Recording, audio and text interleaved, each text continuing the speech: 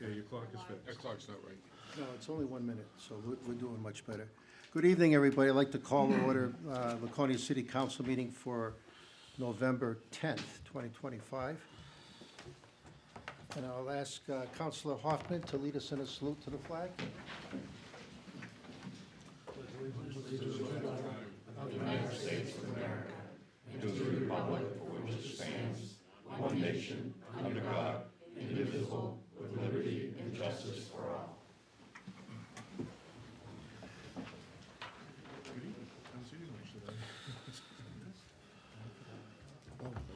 Thank you, Councilor. I'll ask the recording secretary, Katie Ganano, to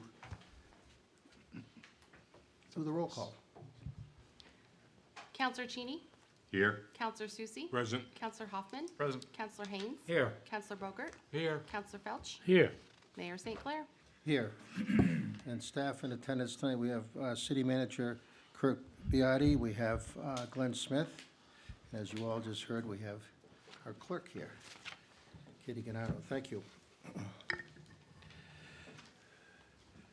We don't have any proclamations tonight, so I'll look for an acceptance of the minutes from the previous meetings without objection. So moved. So moved, okay. Okay, so that's done, thank you. So consent and action items. So 8A, we have a request to appoint a city councilor representative to the 2025 Deborah Bionaz Award Committee. In the past, I think in the past, we've had, Councilor Cheney, you've normally done that? I have done it on occasion, but rather not. Not now, okay, so do we have a volunteer for that? That's something that'll be done before the end of the year. I think Mark would be good at that. Fine. Okay. Okay, we don't need to vote. This is on just a it. motion, if you ought, just to clean it up, just do the motion at the bottom. I'll make that motion. I'll second. I don't have my finger, okay. Thank you, that's been, all in favor, no discussion, raise your hands. Councilor Cheney, were you gonna vote on that? I'm Yes, sorry, it's all but I right. didn't. So six in the affirmative, thank you. Thank you. Let me get my agenda in order here.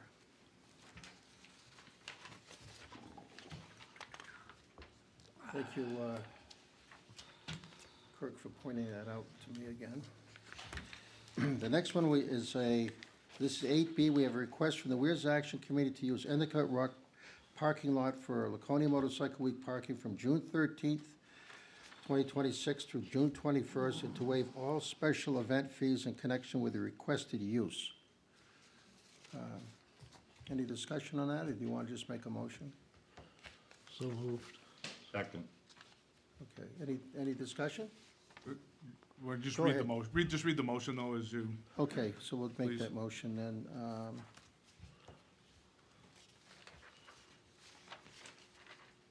You want me to read it, Mayor? No, I went too far ahead here. Well, he made the motion, he probably can read it. Yeah, go ahead there, Yeah. I got it right here.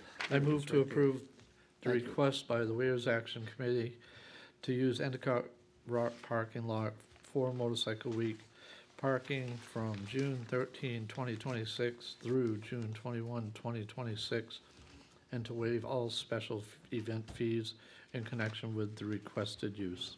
Okay, thank you, and that was seconded by Bruce Cheney. Yes. So is there any discussion? I know this is what's been done in the past, so. Okay, all in favor? Raise your hands, please. Okay, it's 6 in the affirmative, and thank you very much. Okay, so now we have citizens' comments for matters not on the agenda. Is anybody in the audience would like to do that? Come on up. Mr. Mayor, Councilors, Patrick Wood, and Chairman of the Laconia Human Relations Committee. Just want to remind you that this Wednesday at 7 o'clock at the high school is going to be the forum on what do we know about homelessness in Laconia. Tonight it's a dark and stormy night. We all have homes to go back to, but many of our residents don't. So let's hear a little bit more about it. We'll learn something and hopefully come up with some ideas, some solutions to fix some of the problems. Wednesday night, 7 o'clock, Laconia High School. Thank you. That's this Wednesday night. This Wednesday night. Yep. Oh. Yes, sir? Go ahead. Is it in the auditorium? Get in the auditorium. Thank you. Yep. Good question, Counselor, thank you. Well, sometimes they do it in Hewitt. I know, or next door. Or You never know where it's gonna be. Anybody else? Come on up. Good evening, Kelly Dion, 23 Winnequa Street. You would have all received an email from me the Monday prior to elections. I wish this was my idea, or it's not. I read in the Concord Monitor the weekend prior to elections that Concord was placing collection bins at their polling spots to collect food. And I'd like to see that instituted in Laconia going forward. So like a food drive. Yeah, but I mean, I think once it started, people would jump on board. You come to vote, you put something in the bin. And who would pick up the food at the end of the day? I don't have the details. Okay, The first thing we have to do is get you folks on board that at polling places, we can collect food items.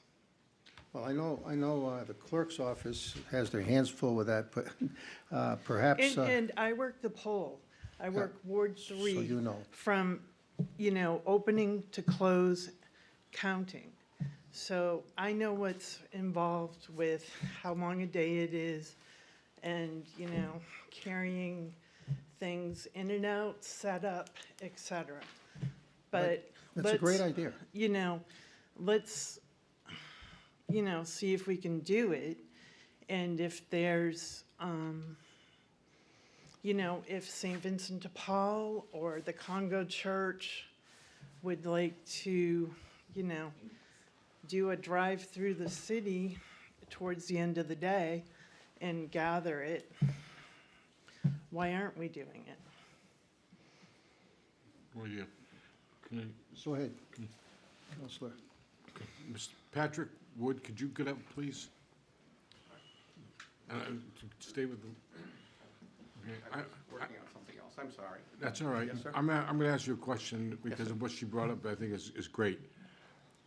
Can, maybe over the next day and a half, you contact St. Vincent de Paul and you set up some containers where you're gonna have the homeless meeting this Wednesday, and people come and can put food in there? Donate potatoes or something to that? I don't care. Anything? Canned Canned items, I at mean, the, we And certainly maybe, can. and maybe Gabe in his good wisdom could put a short article in the Sun so we let people know. There will be a second ad in the paper tomorrow. I will talk to Gabe. That's and probably maybe already we- print. Maybe we can get something in the paper, at least for Wednesday morning, to specifically invite people, and we can talk to the radio station, and maybe we can get a PSA. Because I think what she says is, all, and I read it in the Concord paper also. yeah. I think if we start it and just have it going forward, people will bring something when they come to vote. The people that can. And it was timely that the article appeared in the Concord Monitor with the SNAP benefits that day, no longer. Well, maybe, like I said, it sounds like a great idea, and maybe, definitely before the next election, we can set something up with one of the Yeah. local charities that would come around and pick Yes, that up, and, Yeah, but that, I know something there's we a can talk collection about. at the community college. There's a collection area there. I don't know very much about it, but we can find out some more, and certainly we can, A community college means a lot of people are gonna go all the way up there. Here, Right. you're gonna have a selected group of people go right to the school, and I imagine it's gonna be pretty full. and hopefully some of those people can bring something. What we'll do is I'll send out the notice to all the members of the Human Relations Committee and the Planning Event Committee and ask them to spread the word as much as possible. There are people here tonight who are involved with Got Lunch, and we'll get them as well. We'll get the Congregational Church, try to get the other churches involved, and do the best we can. Councilor Susi, Well, we're jumping on board with you We're jumping on late, board, too, so we're but, you gonna- know, we have to start somewhere. we can do this together. We'll figure out a way to get something Yeah. going anyway. Okay. All Thank right, you, Wonderful. Beth. thank you. Thank Okay, you. thank you both very much. Is there anybody else that would like to?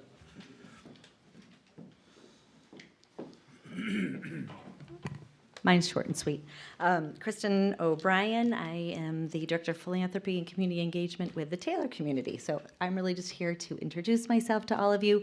I think most of you may know Gretchen Gandini. She is very much still at the Taylor community. So she's just taking on a new role as Residence Relations Director. So anything having to do with community engagement and philanthropy, I'm your new contact person. I look forward to working with all of you and seeing what we can do to, again, just continue to collaborate and make Laconia a great place to live.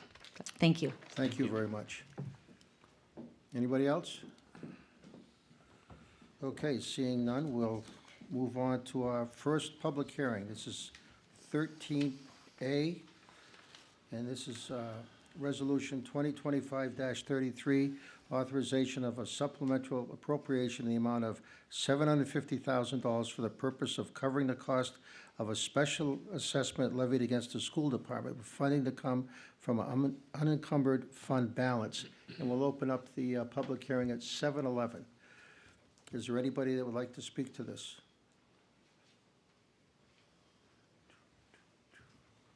We really need that music. Okay, seeing none, we'll close the, go ahead. Did you want to, Just when you close the. okay. So we'll close the public hearing at 7:12. Go ahead, Counselor Cheney. Thank you. Glenn, can you explain what happened here? What caused this? Why don't we, if you'd rather, Diane Clary would probably be able to Okay, spell that great. out a little Yep, bit yep. better. We'll wait for that then. Okay, yeah, they're going to be you- up after, so yeah. You can bring that up at the, you want to do it now, or you can bring it up when it comes up as the next. Can you wait? We're going to bring it up after the next public hearing. That'll be great. Thank you. Okay, so now we'll move on to 13B. This is a public hearing on Resolution 2025-34 relative to the request of the Laconia School Board to transfer $400,000 of financial year 25 fund balance to capital reserve funds. And I'll open that up at 7:12. Is there anybody in the audience who would like to speak to this item? I gotta get one of those clocks. A good time for her to speak. No, Okay, seeing none, we'll close the public hearing at 7:13. Thank you.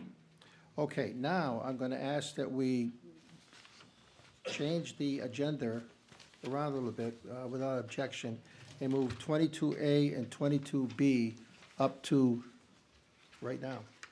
Is there any objection to that? Okay, so we'll go to 22A. And 22A is... This is Resolution 2025-33, authorization of a supplemental appropriation in the amount of $757,000 for the purpose of covering the cost of a special assessment levied against the school department, with funding to come from unencumbered fund balance. And the floor is all yours. Diane Clary, Business Administrator for the school district. So School Care is a pool similar to Primex and Health Trust and other insurance providers in the state. And when you're a part of a pool, if they have a good year, you get money back, which we have in the past. We've been members of School Care for 30 years. We have gotten money back in the past, and we roll that down to our employees. They are required to have a 12% reserve account. And this past year, they used up all the reserves and went into the negative $4.9 million. So everyone in the pool was given an assessment based on their percentage. Our percentage was 2.9 of their full business percent. So our assessment was $874,000, which was a surprise, was not expected, and was not budgeted. So our request was to use unencumbered fund balance from 24-25 because it does reflect the business of 24-25 to use towards that 874, and the balance will come from this year's budget. Did that answer your questions? Counselor, all set? thank Okay. you. Counselor Cheney, I'm sorry, Counselor Susie. Can you define to me unencumbered balance? Because if you had $757,000 in unencumbered balance, why was that?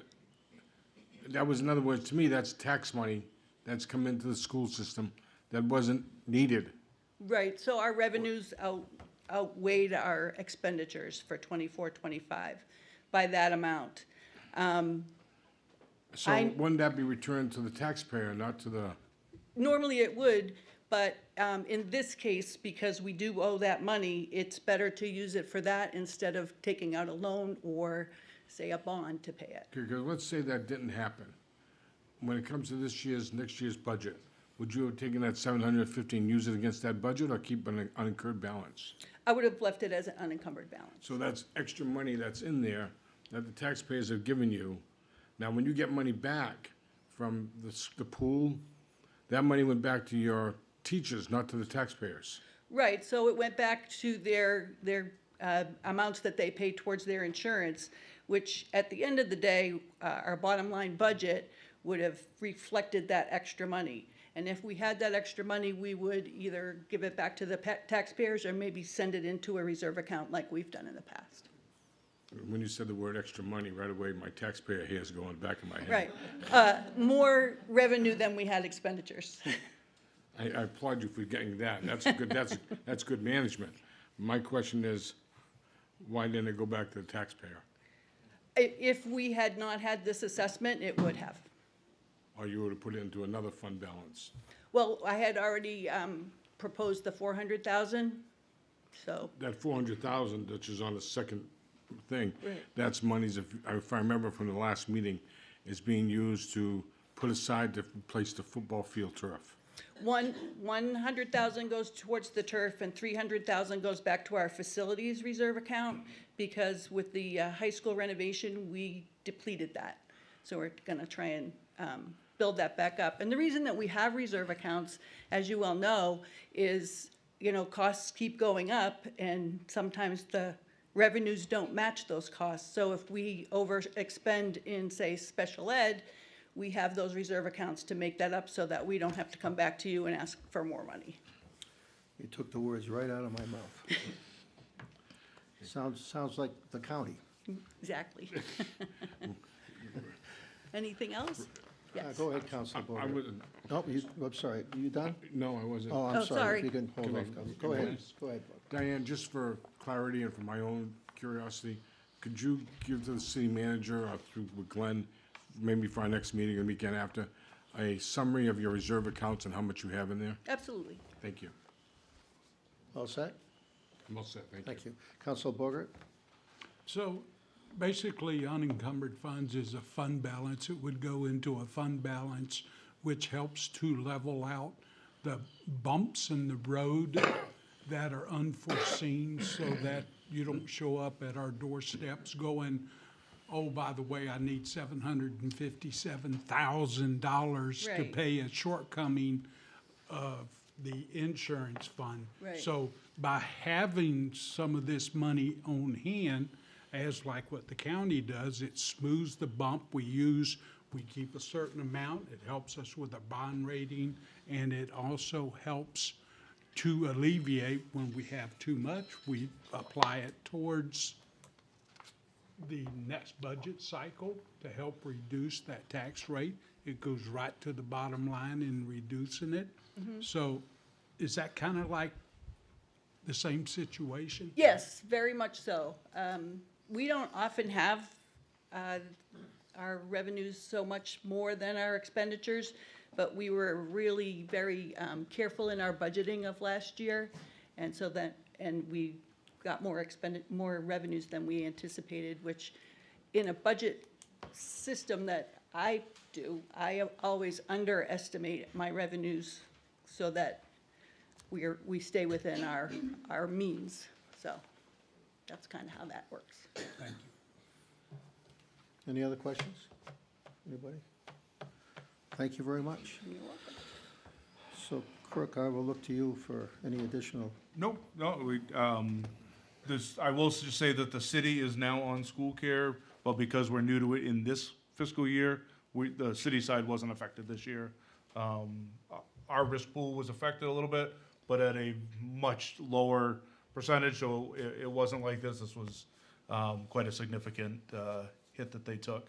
So that's why this hasn't come up on the city side of it. Okay, any other questions? Go ahead, Councilor Bogert. Thank you, Mr. Mayor.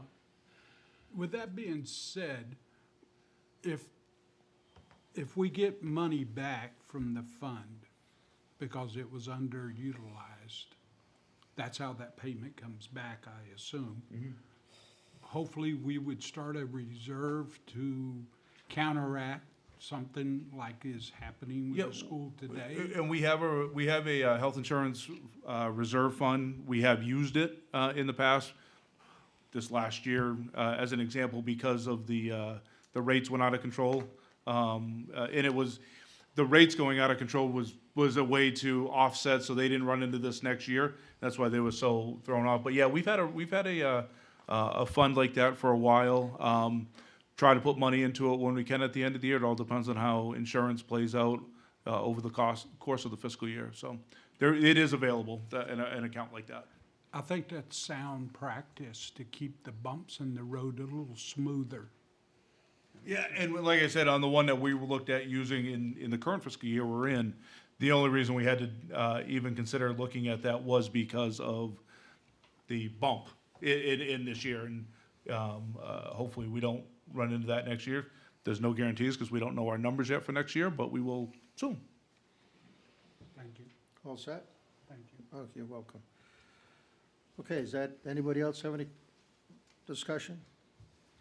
All right, so I'll move to waive a reading of Resolution 2025-33 in its entirety and to read by title only. I look for a motion on that. Okay, made by Councilor Felch, seconded by Councilor Bogert. All in favor? That's 6 in the affirmative, thank you. Now I'll move to conduct a second reading of the Resolution 2025-33, authorization of a supplemental appropriation in the amount of $757,000 for the purpose of covering the cost of a special assessment levied against the school department with funding to come from unencumbered fund balance. Look for a motion on that. So moved. So Councilor Cheney, I'm sorry, Councilor, keep looking at you, it's the blue shirts. Councilor Susie made that motion, and Councilor Haynes seconded. Thank you. All in favor, raise your hands. That's 6 in the affirmative. Thank you very much. And lastly, I move to to approve Resolution 2025-33, authorization of a supplemental appropriation in the amount of $757,000 for the purpose of covering the cost of a special assessment levied against the school department with funding to come from unencumbered fund balance as presented. I look for a motion on that. Moved by Councilor Bogert, seconded by Councilor Felch. Thank you. Any more discussion? All in favor, raise your hands. That's 6 in the affirmative. Thank you very much. Okay, so now we're going to go to, 2B. yep. Is there anybody want to speak to that? City Manager? Well, I would say if you want to hear from somebody, a From the business school- administrator from the school would be ideal for that. You guys, anybody want to hear anything? You need anything? No. You good? No. Okay. We're educated, okay. So, I'll move to waive a reading of Resolution 2025-34 in its entirety and read by title only. I look for a motion on that. Made by, motion by Councilor Hoffman, seconded by Councilor Cheney. All in favor? Raise your hands. That's 6 in the affirmative, thank you. I move a second reading of Resolution 2025-34 relative to the request of the Laconia School Board to transfer $400,000 of FY25 fund balance to capital reserve funds. Look for a motion on that. Made by Councilor Bogert, seconded by Councilor Felch. All in favor, raise your hands. That's 6 in the affirmative. Thank you. And lastly, a move to approve Resolution 2025-34 relative to the request of Laconia School Board to transfer $400,000 of FY25 fund balance to capital reserve funds. Look for a motion on that, made by Councilor Hoffman, seconded by Councilor Haynes. All in favor, raise your hands, please. That's 6 in the affirmative. Thank you all very much. Okay, now we're going to go back to...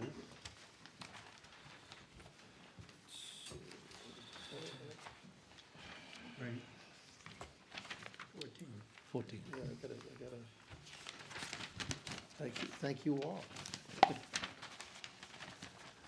Okay, we have a presentation for a recap of the Laconia Pumpkin Festival. Is there somebody here? Here they are.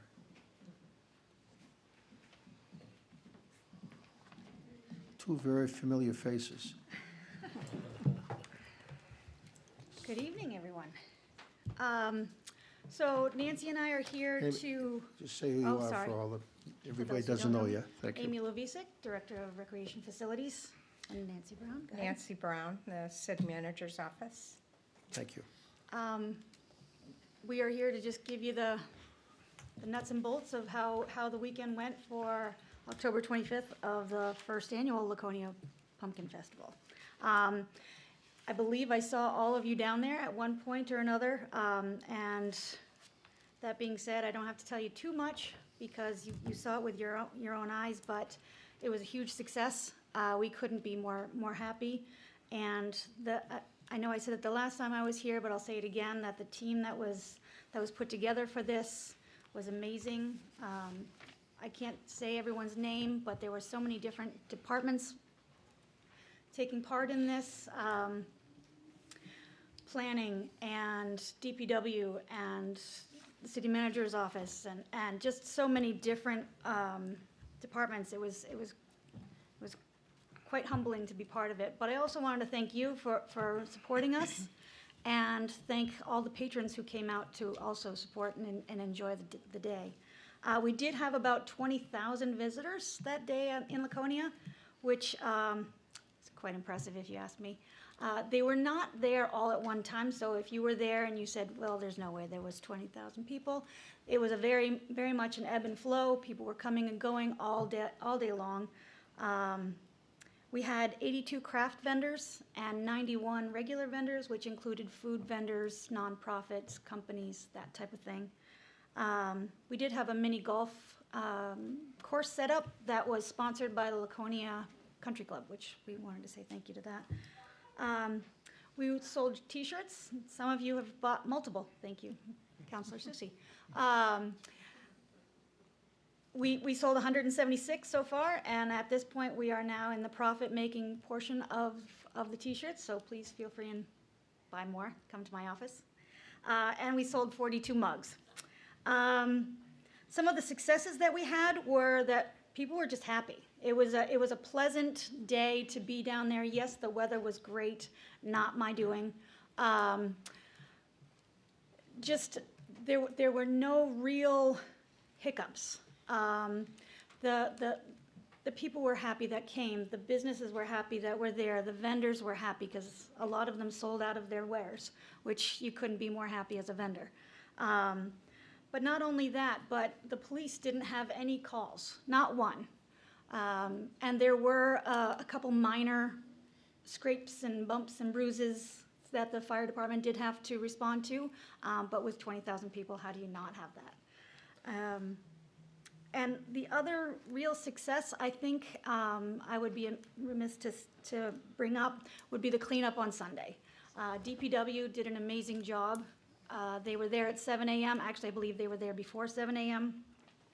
And they had those streets open and cleaned by 10:30. It was quite impressive, and they moved very quickly, and people were pleased with that. So I wanted to do a special shout out to them. For the future, we are going to be changing things up. We're looking to become a 501c3 so that we can potentially get grants to support this event, and it's a little easier for people to make tax-deductible donations to it as well. In addition to that, with the sponsors, I think people saw that it was quite the event, and we're pleased, and I think more sponsors will be willing to come out and support us. So I think we'll do much better next year. The budget, I know that's gonna be number one on your list to ask me. It's not quite ready. So I apologize for that, but not all the invoices have come through and gone through the system. So I don't have an accurate number for you. You all budgeted $95,000+ for it. We're not going anywhere near that, so don't worry. We are changing things up. The last time I was here, we mentioned that we were going to have it October 17th and 18th. We are changing that as of today. The committee decided that they like the idea of being closer to Halloween and capitalizing on the costumes and the zombie walks and that type of an atmosphere. And so we've decided to keep it as it is, as the last weekend before Halloween. And that will be October 23rd and 24th next year. It'll be, actually, we're going to be doing a Friday night and a Saturday instead of Saturday and Sunday. So it was mentioned to us that vendors would be having to sleep over. You know, a number of different things came up. Businesses having to have that much extra for themselves on Sunday. So it was brought to our attention that Sunday might be a little bit more difficult for people, and I think people are coming here Saturday anyway. The Sunday would have been great if it rained, but I think Saturday's gonna be the day. However, the Friday is the new one, and we're going to have what I'm calling a soft opening. It's going to be no pumpkins. I mean, the pumpkins will be on the tower, but it's not gonna be lit. But the train will go off. Hopefully, they'll be with us. We'll have the beer tent in the parking lot, and then all the food vendors we can in the parking lot. And another idea is to also extend one more weekend and have the Canal Street block party happen that day as well on Canal Street.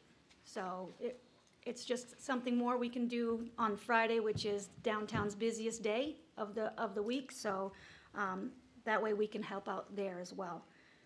Lastly is that we were notified that our logo, being that we were at a rush to hurry and get a logo last year, it's a little bit more AI than people like. I personally love our logo, but that's my personal opinion. And I think Savannah Bernal did an amazing job on it. After speaking with her, she was okay with this idea, but thank you very much for that. What we were looking at doing is including our local artists, both, you know, actual paint, pencil, pen, graphic arts, but we're going to be doing a contest and looking for people to come out and show us what they have, and the committee will be making the decision on a new logo, potentially. We will, of course, ask them to allow us to use the image. We might put it out on Facebook. We've not come out with that yet, but I just want to let you know that our logo may change. We have not decided whether or not we're sticking with the Laconia Pumpkin Festival, but we might do the logo with the Laconia Pumpkin Festival and New Hampshire Pumpkin Festival, so we can use them interchangeably. Because it is our festival and it is the New Hampshire Pumpkin Festival, even though it's the Laconia Pumpkin Festival. It is the New Hampshire Pumpkin Festival as well, and we don't want to lose that either. So that's basically the Pumpkin Fest in a nutshell, not a very small nutshell, sorry about that. But do you all have any questions for me or Nancy? Well, you're gonna hear this, oh yeah, it was a great job and a great time. Thank you. And I think you'll find, hopefully, I'm only going back to the first year, Amy, that Friday afternoon and evening was very busy, and I would expect that will happen again. And maybe by some miracle you can get that tower lit Friday night, but you never know, no guarantees, I'm just saying. But that's, I think personally, that's great news. So, Thank you. anybody have any else? Anything else? Okay, thank you both very much. Thank you.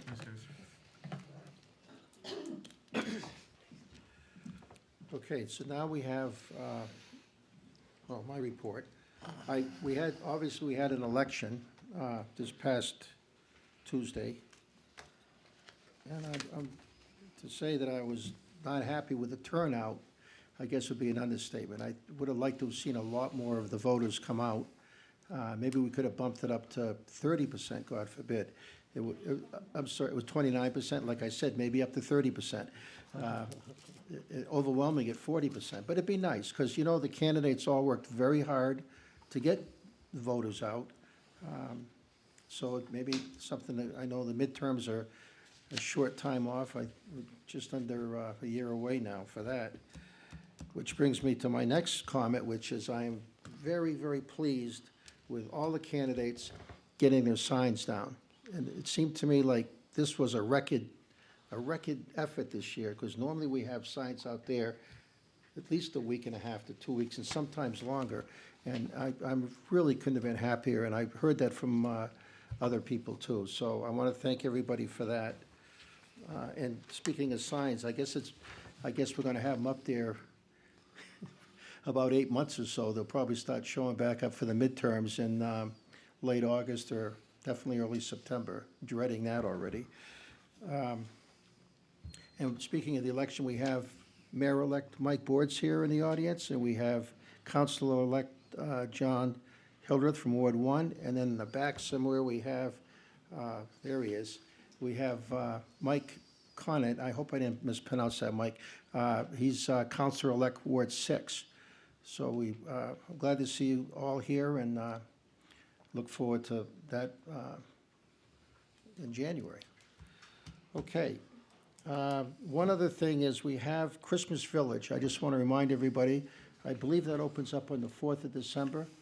And the council, you're going to be getting, if you haven't already, you'll be getting an email inviting everybody there for that. So that's our next big thing after Pumpkin Fest is Christmas Village. So many people look forward to that.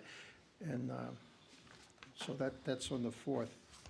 And that about wraps it up for me. So any council comments tonight? Councilor Cheney. I have two items, Mr. Mayor. One is, I was hoping the manager could work on getting that crosswalk at Cumberland Farms in the Weirs. We've discussed it a number of times. Apparently there's some confusion about the state, it's a state road, and whether or not we can put a crosswalk on a state road. I just An update. I'm sorry? An update. Yeah, and hopefully some pressure on somebody at the state to let us get I that think the done. last time we talked about this, Wes, did you have any updates on that? I know that you had worked on that before with the DOT. The basic problem is the speed limit in that area of Endicott Street, North Route 3. Depending upon, we'll have to do a traffic study to determine. Depending upon it, will either be more like the downtown Meredith crossings, or it'll be more like the rapid flashing beacons, depending upon speed limits and what sight distance and everything has for that engineering traffic study. I thought the state had already approved it, and it was Has just. not. They basically said we had to do the traffic study. We being the city? Yep. Well, I could see 5 or 10 volunteers out there. We can do this real cheap.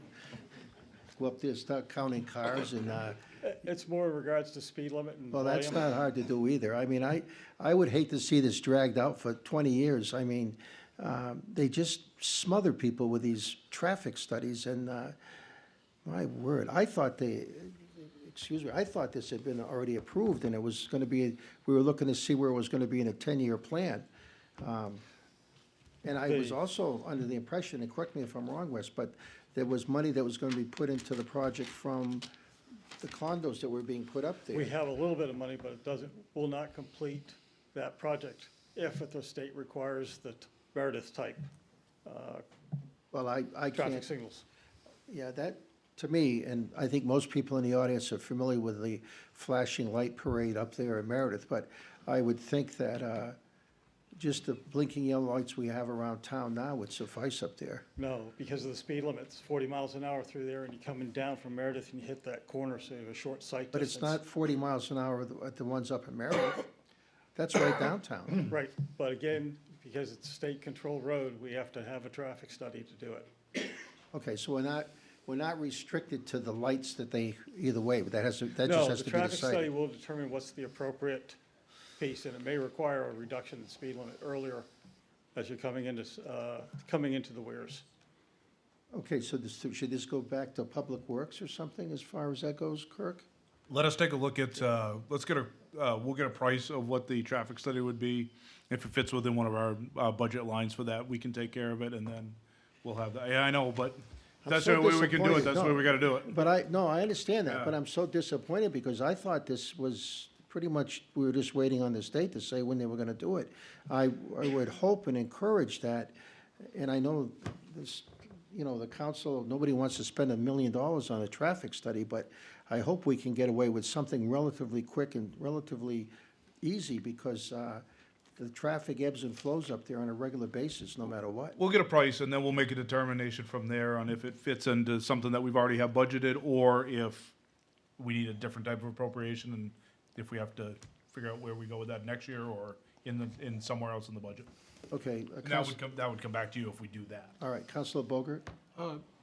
Two things. One, did we have to do a traffic study for those new condos on the front side of Cumberland Farms? That would have been one traffic study. And number two, did that 1,000-page, I haven't got through it all yet, but did that 1,000-page traffic study Did not. mention anything No. whatsoever? It So wasn't one it of would the go areas- back to, did we do one for those condos that are going in? And if we've done one for that development, they bought and paid for it and turned it over to the city. It's a very good question. So and maybe we can use that traffic study. That's a very, very good question, and I do recall, and Wes, you can correct me on this too, I do recall when they were doing the entranceway up there, some of us on the planning board too had requested that they do a turn lane there for them, and DOT said they didn't need one there. So, That's a sad so if they say they'll need one there, maybe you're right. Maybe they have done a traffic study up there, or at least they've paid attention to We'll it. check and see, but a lot of times they don't look at the pedestrian aspect of it, so we'd have to determine if they did or not. Okay. Well, we'll get it right on the front burner here. Thank you, Councilor Cheney. And you had something else? I had a second thing, if you would, Mr. Mayor. Now the election's over, I proposed bringing some charts in at the last meeting, and the manager said to me it was inappropriate because the election was coming up. But the number of letters and other suggestions that somehow these good old boys have been, wasting money or not paying attention or whatever bothered me enough. If any of you were at the forum, I put these up, but I'd like to put them up so that the TV can have them. Where do you want to put them up? I got them right here. Where's the best place, Katie, so that the TV can pick It them would up? work right between these two would work. It would catch the camera would I'll catch put it right here. Right there? Yeah. Okay. I just, all six of you and our former mayor, whether you agreed or not on any given issue, have all worked hard over the 8 years that I've been here and paid attention to business.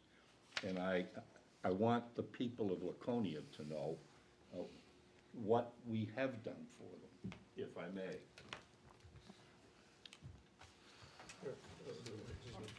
You guys slide down a little bit, yeah. Catch that, Katie?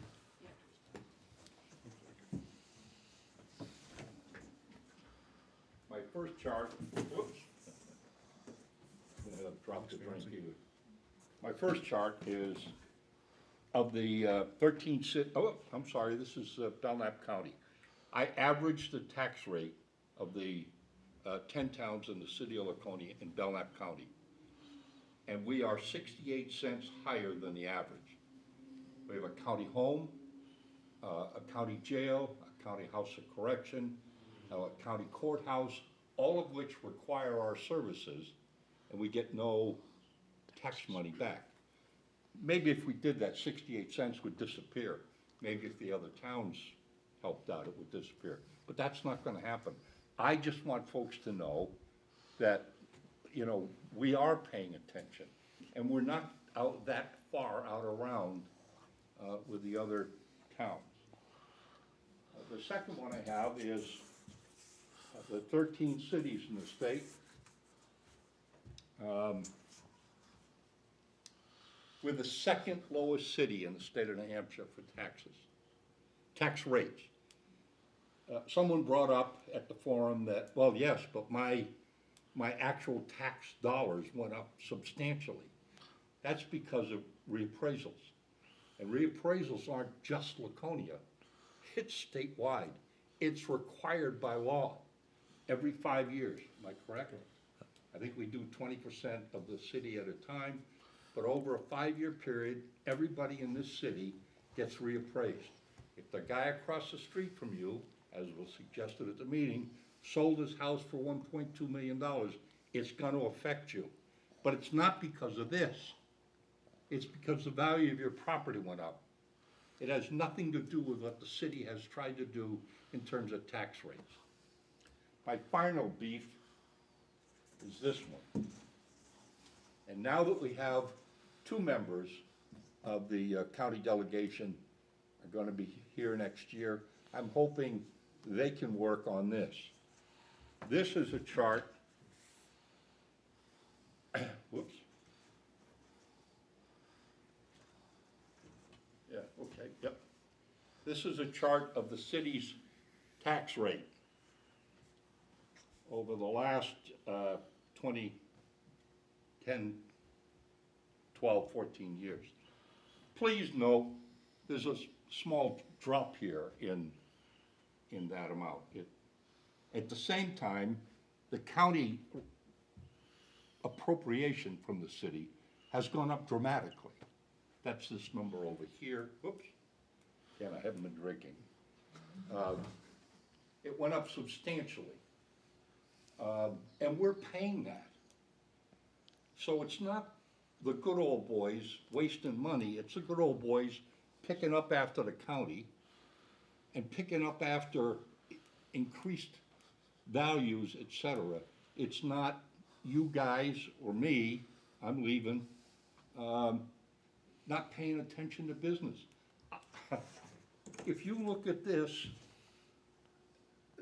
the second in the state, the good old boys haven't been just sitting around doing nothing. We've done a good job of trying to take care of the taxpayers in Laconia. I'm one of them. That's it for me, Mr. Mayor. Thank you. Thank you all. Thank you guys for what you've done. I mean that sincerely. Thank you, Counselor. Anybody else in council comments? Counselor Felch. Yeah, I just want to mention that the Greater Lakes Region Children's Auction is coming up December 9th through the 12th. So they're looking for items. You go on the website, childrensauction.org. They have several locations to drop off items. They're going to be at the Belknap Marketplace again this year in the old CVS. They'll be accepting donations Black Friday that weekend. Also, Pub Mania is the 9th. Or, no, not the 9th, the 11th. Pub Mania actually takes donations of food. So if you know anybody that's on a Pub Mania team, they can take that food. I'm one of them as well. You can drop stuff off at Cafe Deja Vu. They're one of the teams. If you have any questions or you want any information, childrensauction.org, everything's on there. Thank you, Counselor. Counselor Hoffman. Yeah, I brought this issue up a few months ago that the streets, Holman Street, Linwood, Shore Drive. Yeah, the residents there had requested we lower the speed limit, so with the cooperation of the Director of Public Works, he got in touch with the Laconia PD. They set up speed tracking devices. The results of that investigation didn't really warrant lowering the speed limit, but we still do have a traffic situation on these roads. And even in the results of that little traffic study, you know, the residents are complaining people drive through there at 50, 60 miles an hour and go in between Lexington and Gale Avenue. Yeah, it's a sleepy little residential area. There's a lot of pedestrian traffic. There was a hit and run there the other day on Halloween. So I think people are understandably upset, and they're looking for us to do something about it. Was that at nighttime, No? daytime? Yes. Okay. I remember when we heard that people were doing 50, 60 miles an hour on Beacon Street West. And I think our chief was Mike Moore, it might have been Matt Canfield. But they put those boxes up and had the same results. I realize that people do speed, but if you're standing still and somebody goes by at even 25 miles an hour, it seems pretty fast if you're close. I would hate to see us start, I don't even know if we can do it in non-school zones, because I think the state frowns on that. I understand the engineering reasons that we can't lower the speed limit. I'm fine with that, but I think that we still need to do something. I'd like to increase the amount of no-through traffic signs between Lexington and Gale Avenue. I think we could put in some more stop signs to make it a less desirable shortcut. Okay. So you think we should send that to committee? I do. Is that Public Works or Government Ops? Public Works. What's that? Public Works. Yeah, I would say Public Works. Counselor Cheney? I just would add, as liaison to police and fire, I'll talk to the chief. We usually have coffee once a month or so. I'll talk to him about increasing presence there. My experience from a few years ago was law enforcement appearance in a neighborhood tends to quickly help with that problem. So it doesn't mean they even have to give out tickets. It just means be seen there more frequently than they are right now. You know, their calls for service make them go from here to there to there. And you tend to, and it happened when I was a chief, you tend to forget about the residential streets that need that sort of, so I'll talk, the point is. Thank you. I'll point out that I've gotten more calls, emails, and text messages about this issue than any other thing in the last 2 years. It's, I've been told that if we need a petition with signatures, they can get me as many as Well, we want. it must be the same actors doing this. It's not like that's a Yes. shortcut for people coming in from out of town, going to Weir's Beach or No, something. it's the people that work on Lexington and So- cutting around Main Street to So perhaps, get through. as Counselor Cheney has suggested, more visibility there, and maybe a few tickets wouldn't hurt either. Yeah. Go ahead, Counselor. Certainly, they may well give out some tickets. You know, as time goes by and they don't see anybody, because they're not supposed to go through that neighborhood at the end of the day. But it's probably been years since anybody paid a lot of attention, and the guy that was hired 6 months ago thinks, well, hell, it's faster to go down Holman Street. And I might as well do 50 while I'm at it. So let me, I'm not saying we shouldn't do these other things. I'm simply saying, on top of that, I'll talk to the police chief about, maybe increasing. I mean, all of these things we've discussed, stop signs, speed limits, no through traffic signs, none of that does any good No. if there's no enforcement. That way, and yeah, I'll speak to him about it. Counselor Brogan, I think you had next. To add to that, there's another method without changing the speed limit or anything. I noticed them in Massachusetts, in like Medford area and stuff, they have this thing called a speed table. And it's a wider version of a speed bump. It's a little smoother, but it causes, and the way it's lined and stuff, it causes you to slow down to go over this speed table. And they also use the speed table on the crosswalks so that the person walking is on a speed bump, so the cars are naturally already slowing down instead of like on South Main Street, they're hurrying to get out of town or hurrying to get north and you get run over, but, or to have to dodge them. But the speed table is something we can do, and it's very inexpensive without changing the speed limit or anything. What do those things do to a snowplow? Gonna ask the They same have thing. snow in Boston, Yeah. so they're graded as such, like I said, it's not a speed bump. So you slide up, your whole car goes on top and then it comes back down. So it's smoothed enough so that a plow and stuff can go over 'em. Well, it sounds like a definite thing for the committee.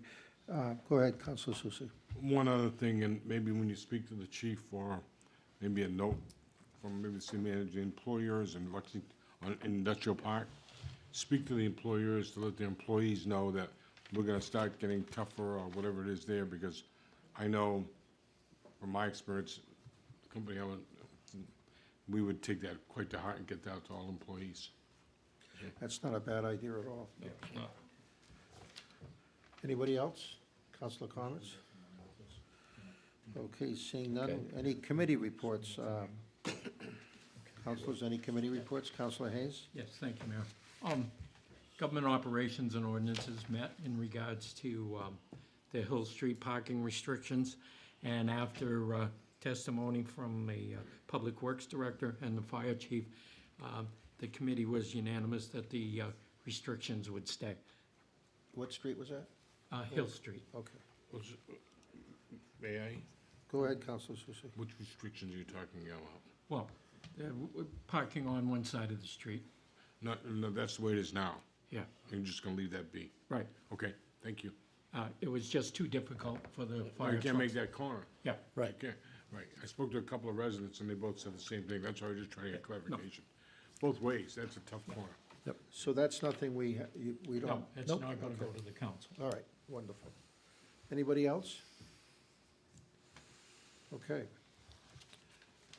Moving right along, thank you. Any liaison reports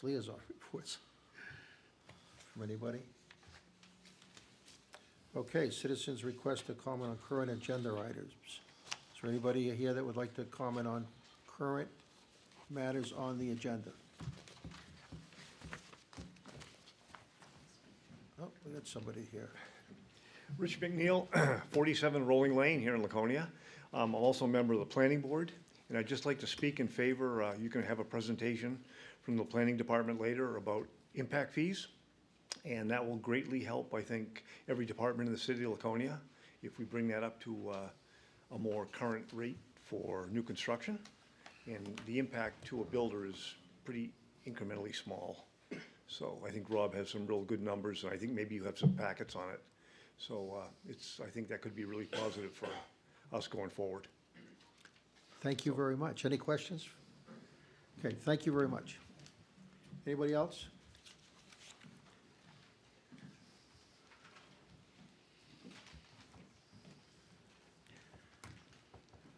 I'll go ahead and ask it. I already know the answer, but I'm going to ask you, could you remove your hat, please? No, but thank Okay, you. Thank you. All right, just give us who you are, please. Sure, Doug Robinson, 162 Cotton Hill Road. I just want to talk about the HRC committee. I'm going to ask that you guys table that vote tonight until some research is done. The last meeting, someone mentioned up here that we don't even know how we got here. Someone had applied for some grants or something to that effect, and then also you guys mentioned up here that they had started the subcommittee and you didn't even know how that happened. If these things aren't within their purview, and when I go online to look, they're not within their purview on their rules. So I'm gonna ask you that you don't take that vote tonight until you figure out what's going on with that and how these things happened and why they happened, right? And if there was any grants taken, and Kurt told me there wasn't, but if there was, who applied for them and in whose name? the city's name or in their name, right? So just a couple of things there, and I'm just concerned, and If I could just correct, maybe I wrote it wrong, but there was a grant accepted. 2 but it years was- ago, you said. Yeah, 2 Right, years ago when it was right. through the process. But you that- said there hadn't been anything recently, but Nothing when recently, at correct, the last meeting, they made it sound like that it happened again, at least applied for it, even if it wasn't. I'm aware of, not that I'm aware of. Yeah, if you look at your meetings, it's No. there, it's there. But anyway, so I just want to make sure that's taken care of before we move ahead with this vote. Thank you. Okay, thank you. Patrick Wood of the Human Relations Committee. There was a grant. It was not applied for. The city did not apply for it. It was a grant offered to the Human Relations Committee through the city from the New Hampshire Endowment for Arts. It came total out of the blue to the Human Relations Committee. We were not anticipating it, but we received it gratefully. It was $15,000. We've used a few $100 of it. We plan to use some more as part of the event Wednesday night, and hopefully some additional programs during the coming year. The grant was originally intended to expire the end of this year, but we asked for an extension, and we got it through the end of 2026. So there's no taxpayer effort involved in applying for the grant, and it's a benefit to the city by allowing the Human Relations Committee to use those funds to help build community engagement and trust-making. So just to clarify that, the other thing is the Human Relations Committee meets monthly. The meetings are available on Zoom. Anyone can participate. They've come to the meetings. They're publicly notified, noticed in a proper manner. We have subcommittee meetings that are also publicly noticed. There isn't anything hidden or not transparent in the operations of the Human Relations Committee. We have worked diligently to provide information to you. You know that I've been here on a regular basis explaining things. Again, our meetings are public. They're open to the public. We've never tried to do anything that wasn't in the best interests of the city. So perhaps I'm a bit overly defensive, but we've worked very hard to do what we can for the city. Yes, sir. Wait a second, Councilor Cheney had a question, go ahead. Pat, first of all, the item 2332, which talks about $20,000, there's no other, that's a grant from the New Hampshire Endowment for Health? Yeah, I think it was 15,000. Was it 20,000? It's 20,000. It was Is that the 20,000, and we're down to, we've used some of So it. that grant has gone through its correct processes, if that's the same grant. Right. But again, we didn't apply for it. Okay. The other question I have is,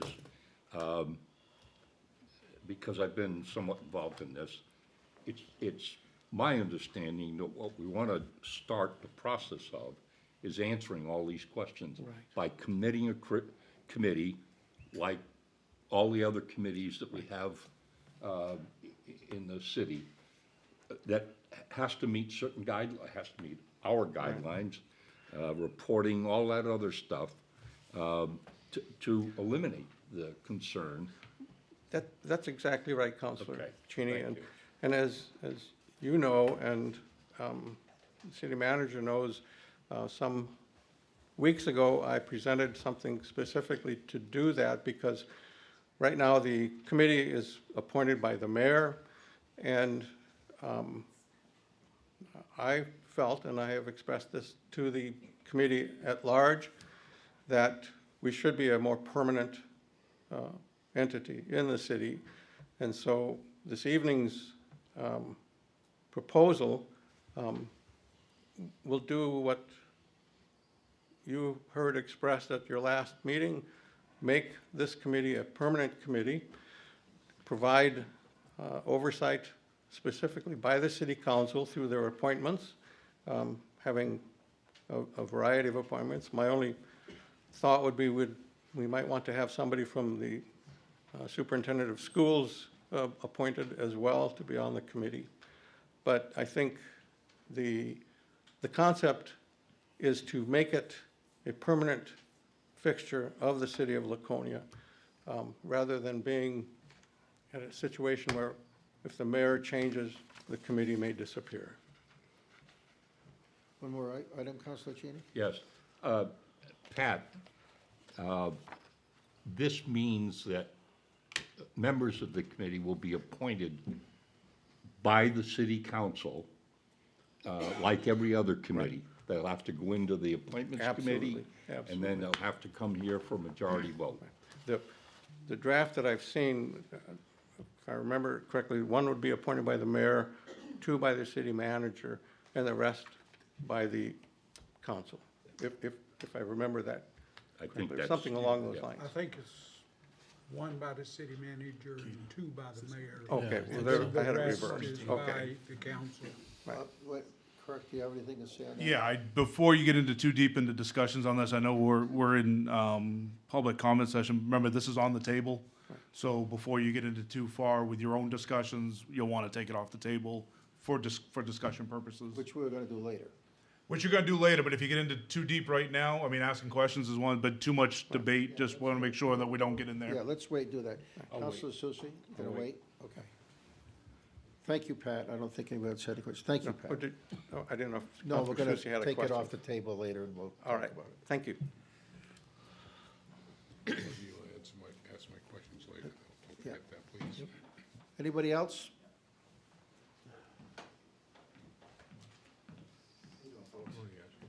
Mr. Mayor, councilors, nice to see you. Congratulations to those who congratulated and condolences to those who condolences. Can you just give us your name? Yeah, my name's Greg Huff. Thank you. I live at, on Highland Street in Laconia. And I just wanted to address the impact fees for a minute.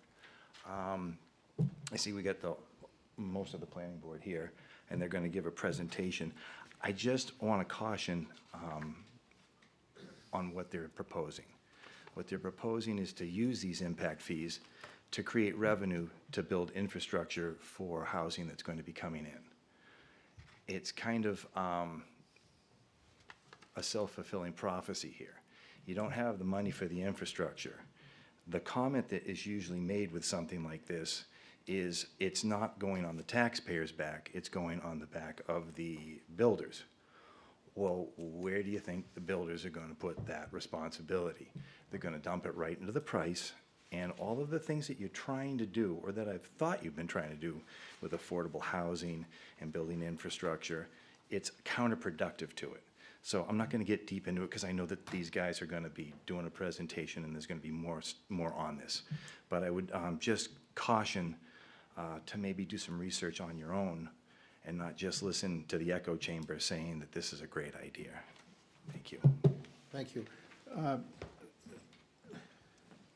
I was going to ask the city manager that, and this will come, I guess, maybe with the discussion, but I just want to be clear. All the money doesn't go to building homes, right? Or No, it goes to the way, the RSA, I won't get too deep into it, Rob can probably do it a lot better, but it has to go into capital improvement projects. And you'll notice on this year, what we did for CIP, capital improvement program, was we made sure we added all of the things that could potentially be looked for. Generally, when we send out our CIP for the department heads, they put in the top 3, 4, 5, 10 things that they want to do. Some obviously more than others, depending on which department they are. We added more to it this year and asked for more because we can use that money towards CIP projects. Doesn't have to be necessarily infrastructure. It could, there's a multitude of things that it can be used for, and that's what we sort of focused on this year. Okay, Councilor Susi? If I'm reading this right, the impact fees are spread across all the departments, school, police, fire, parks, roads. Is that correct? Okay.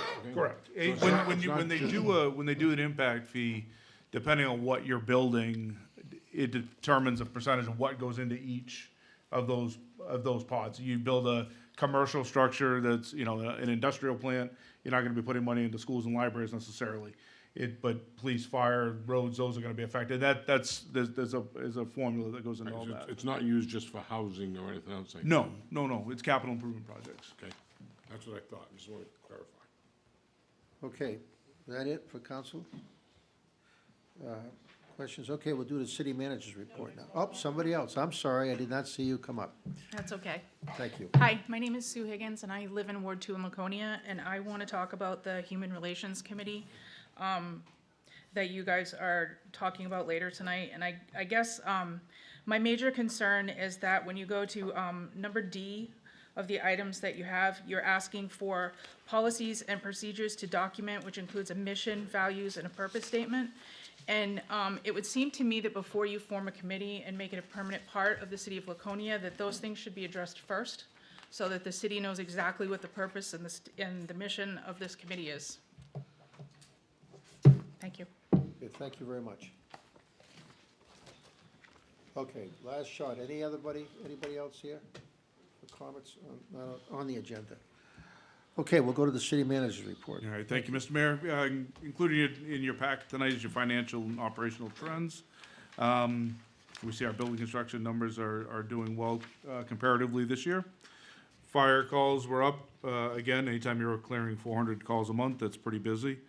The mobile integrated healthcare paramedic data is there. That's the public health team that's going around working on our patients who are trying to keep them out of the hospital. There was a great article in the paper this weekend about this. If you haven't read that in the Daily Sun, take a look at that. It really explains it very well, what they're doing over there. The general assistance data, we did see a little bit bump this month. As we talked about last month, it was probably a little under, the invoices probably all hadn't cleared. We're still averaging around 16,000 a month.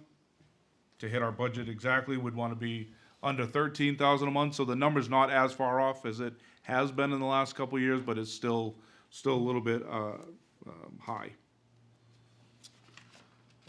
Police data on the next page. I'll talk to the police chief ahead of time, just to kind of look at the under calls for service total. There's the park walk and talk, extra patrol, community policing, sort of all clumped together into that community policing model. If you look at the numbers year to date versus last year, it's up about 40%. It's something that the chief has been really putting a lot of emphasis on increasing that part of what they do for our mission. Property tax collection is where we would expect it to be at this time. Overtime as well. Overtime's always a little tricky this time of year because it's coming off of the summer months when vacation is taken, so there's always a little bit of up and down there. But again, I've talked about this in the past, and I'll say it again, as we see our departments filled, we see that come down, and that's really a positive. Motor vehicle registration is, we're 33% through the year, and we're a little bit above there at this point, so that's good. We see the parks numbers the requests are up, on peak to be a little bit, on pace rather, to be a little bit higher than last year. Impact fee revenues, that was just discussed on the different ones that they use, and you'll note that where it stands, and again, I don't want to sound like a broken record, but again, one of the things that's been pushed by RSA, we have to use this money within a certain time frame, and I think you'll note that it's been something that we've been trying to make sure we push when a department is looking for something in particular, and we have an opportunity to use this pot of money. That's why when it comes back to you, we do try to use this money. One, because it has to be within a certain time frame, but two, if that's what that money's there for, we should be using it. The reserve fund balances really haven't changed. What you see there on the next page is no real changes. The TIF summary, it's in here. We'll include it. We'll make any changes. But when you look at the budgeted number, that amount of money is going to get spread out over the course of the year. So you're not going to see a whole lot of changes in this. This was a request by you to have this on there, just on a monthly update, and that's what we'll continue to do. Under code statistics, if you look at the short-term rental inspections, one note I just want to make is not about the number, but the short-term rental ordinance has been under review for a while. It was close to being ready to come in front of you. They had brought it to the planning board. there was some legislative changes that happened. That had to go back to our attorneys to be adjusted. And it's gone back to the planning board. So you should be seeing that over the next couple of months from the planning department here, which will require another public hearing and all that before you can approve anything. But that's why, if you remember me saying that this was coming and it stopped, that was why it had to take that legislative updates through legal, just to make sure we were still on the right track with it. The general fund, the revenues and expenditures are there. Revenue's down a little bit less than what we would expect at this time, but not anything outside the average. And the expenditures are right on track. They're under a little bit. What I figured for the EMS billing is all the numbers are there. Nothing's really changed from last month. Every quarter, every 6 months or so, we do an update with this. So I figure this, over the next couple of months, as we have some new people coming up here to sit up here, we'll get the fire department in, Chief Jubert and his deputy of EMS to come in and do another breakdown of this and just a continued understanding of what this looks like. But nothing really jumps out at me in this. The second piece that I have for you is two things that I would recommend going to Government Operations and Ordinance Committee. Mayor St. Clair and I discussed both of these earlier tonight. Number one is, as you saw on during the balloting, there was the social districts passed. So now that it passed and it's approved, that's step one. The rest of it is now back on your shoulders. I would recommend that the discussions start with the Government Operations and Ordinances Committee, with Public Works, Police, Fire, probably Code and Planning also being involved with the beginning processes of what they want the beginning process, what you want the social districts to look like, and making sure it fits in what they have for public safety before it comes in front of the full board. So I would recommend that the next time the Government Operations Ordinance Committee meets, that is on the agenda. It's up to you guys, but that was one of my recommendations. Yeah, who's the chair of that? Yeah. It's all yours, kid. It's all written down. And that will come before a public hearing in any event. Oh, yeah, there's a lot of steps involved before that gets there. We just really have to start. Well, my guess is what'll happen is the subcommittee will start the process, it'll come to here. There'll be a lot more discussion, probably go back to the committee. I think there's gonna be a lot of back and forth over a few months to make this, kind of exactly what you're looking for out of these social districts. They're new to everybody that passed it. A couple places passed it, not everybody passed it, but, we've been doing, for lack of a better term, impromptu ones Block parties. for decades. Yeah. So I don't think that the mechanics will be very difficult. It'll be defining the boundaries is what's probably gonna take the most time. The second one that I would recommend at least taking a look at and potentially sending it through, and again, Mayor St. Clair and I had this conversation earlier, is Mr. Robinson did bring up an issue on some certain drugs that are being sold, quote unquote, legally. The K2 spice, all those. He did talk about Franklin. I did do a little research with what they did. They made a lot of adjustments to that. I think ultimately it's probably a state or even a federal issue. However, I think it's probably worth having a conversation to see maybe what comes out of the subcommittee is that it should be going to the state, or letters from you or whatever it might look like, or an ordinance change. So I think it would be worth at least having that discussion, and I would recommend it at a committee level. And what committee? You think that we? Oh, we send everything, I send everything to Government Operations and Ordinance. Yeah. I was thrown off when you said Public Works. I send everything to these guys. You just want to keep me busy before I leave. I got it. So, Okay. if you send those two, we'll take care of anything else you have. I think there was maybe something else that had to go to the committee as well. We'll get all those lined up in a meeting set. Yep. That's all I have for you. Thank you. Councilor Susi? I have a question for you, Kirk. Sure. On the current year, we're at $65 million for new building permits, Yeah. and we still have, 5 months left? Yeah, yes. And remember, that's That's gross. So there'll be a net, we do take some things off. It's not taken off in what you are reflected here. Right, I realize that. It ends up coming down a little bit. Essentially, what we look for is new building construction that affects potential value of homes and properties, businesses, is how it worked out. So there are a few things that come off, and it ends up knocking it down. I don't want to say a percentage, but, you know, maybe Yeah, I know, 10%, but we still have 15%. 5 more months to add into that. Yeah, oh yeah, no, yeah, even with these numbers, we'll see that, you know, being higher, even with the subtractions that come off. Knowing that you probably have discussions with planning and all, do you have any idea what this might reach? No, I don't wanna take that guess. Okay. Because, you know, the problem with it is, there's a lot of little things that get thrown in, you know, $10,000, $50,000 projects, not that those are little, but compared to a $500,000 home, they're little. So it all depends on when the larger projects dump into this. We may not have any larger projects dumping into this, that we just don't know. Okay. I mean, I can get that information from planning, from our code. Code actually provides these for me, but, And the next question I have. Go ahead. Okay. I know here we're the 10th of November, and soon's that magic day when tax bills go out. yeah, we're close. How close are we? We're close, we're waiting. Glenn has, we are close though, we're better than last year. We are close, all the information is in with DRA, and we're waiting for our first call back from them. Once that ball starts rolling, it's gonna move very quickly. We have to turn in a certain amount of information, both us and the school department, all of our stuff is in.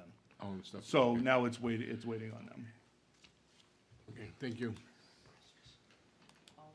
Okay, I just have one question too, Kirk. And probably maybe for Wes too. This is winter hours or winter parking hours has gone into effect. And how's that been working? Has it been all right? Have you heard any issues with that at all? I haven't heard anything, I haven't heard anything. Good. Either way. Okay, good. Okay, anybody else for the city manager? Okay. We will now go to new business. And 21A is a request to restore 138 Warren Street to pre-merger status. So these were 4 different lots at one point, sometime before 1949. They were merged into one lot, not by anywhere where they can find the owners. The assumption is at some point the city merged the lots for tax purposes.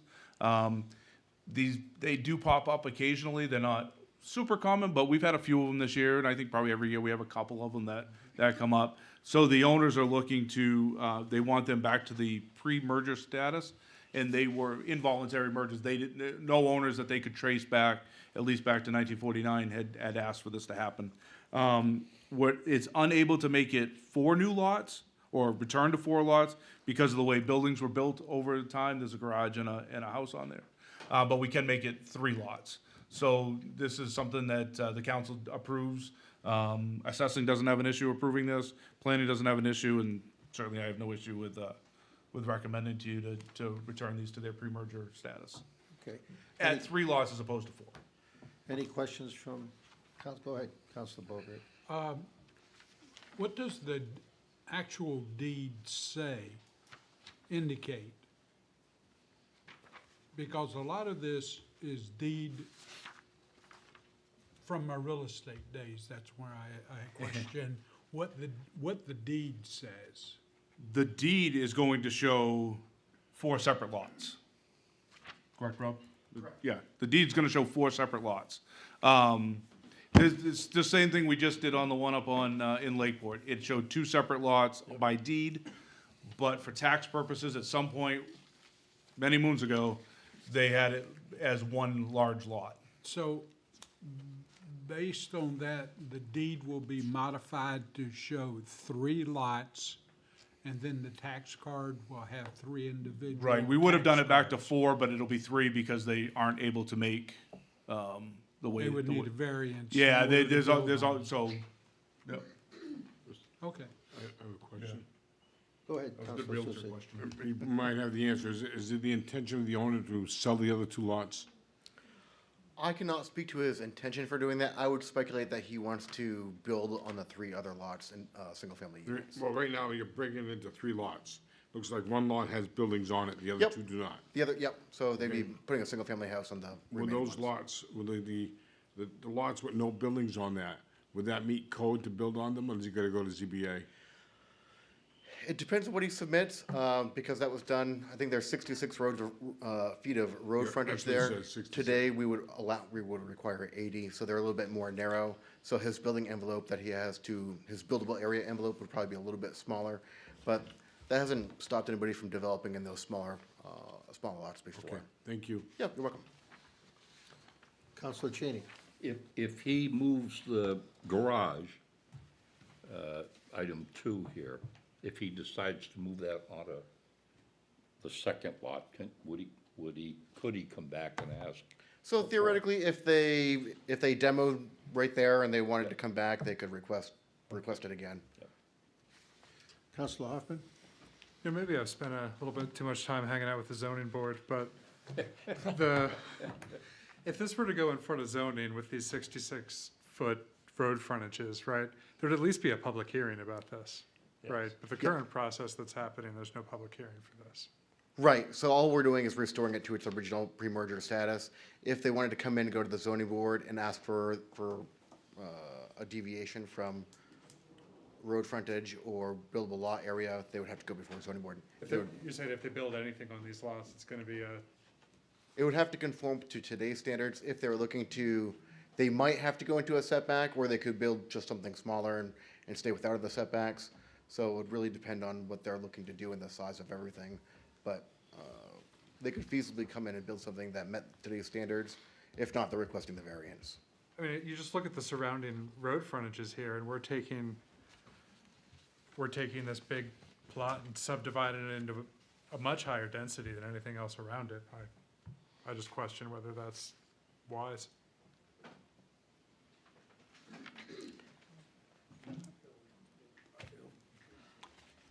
Counselor Bogart?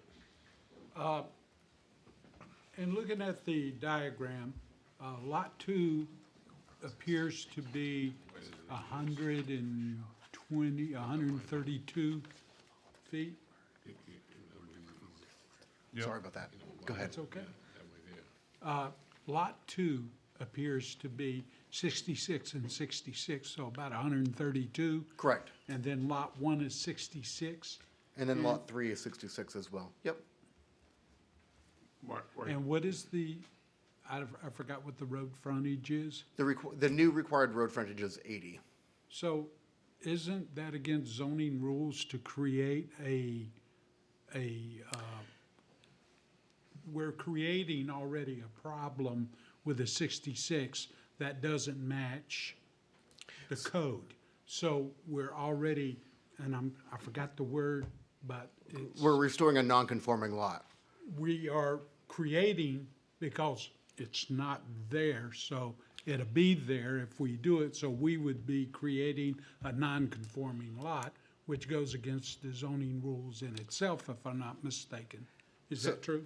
So it does contradict our zoning ordinance. However, state law is the one that dictates this, and it's the property owner's right to request the restoration of their lots, regardless of what the zoning ordinance says.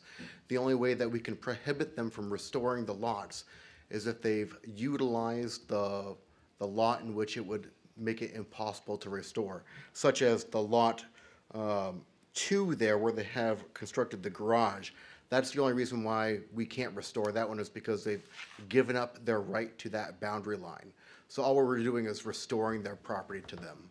And what is the road frontage? Current road frontage would be 80 feet. So if you took some of Lot 2 of that open space there, approximately less than 30 feet of it, they would still have room for their garage and house, and then Lot 1 would be a conforming lot? Yes, but legally we can't require that of them. You remember, Counselor, those state laws, all those people down at Concord just whoosh. So, but they would still have to get a If they were- variance. They're not guaranteed to have a building lot. No, they're guaranteed to have their lot restored to them, but their building envelope is limited due to current zoning requirements. There's nothing that we can do to prohibit them from making the request to restore the lots. So the follow-up on Counselor Hoffman, they would need a variance on the 66-foot in order to develop, and then just to get to build something? No. Or So, they already have a right to build on so it? they have the right, which is what they're requesting here, is to restore the lots because the city merged them without their consent. So they're requesting that their rights are restored and their properties are restored to those existing lots. They don't have to meet existing zoning requirements. If they were coming in for a conventional subdivision to Side restore. setback, back setback, They or have to even meet. setback? Yes, so for a new building permit, it would have to meet today's standards. So their building would have to meet setback requirements. If they were looking to deviate from that or build something larger than what their building envelope would have then support, they'd have to get a variance from the zoning board. But not on the 66? Nope. Okay, All set? yes, thank you. Thank you. Thank you for your patience. No, not a problem. Counselor Felch? So at a later date, they could always come in and request to move the property lines, correct? They could, if, so once this is completed, they could come in and they could request a boundary line of adjustment, and that would go to the planning board. And that, any boundary line of adjustment they would do would have to make the lot more conforming. Right. Yeah, because they'd have to meet the current codes. All set, everybody? Thank you. Goodbye. Any other discussion?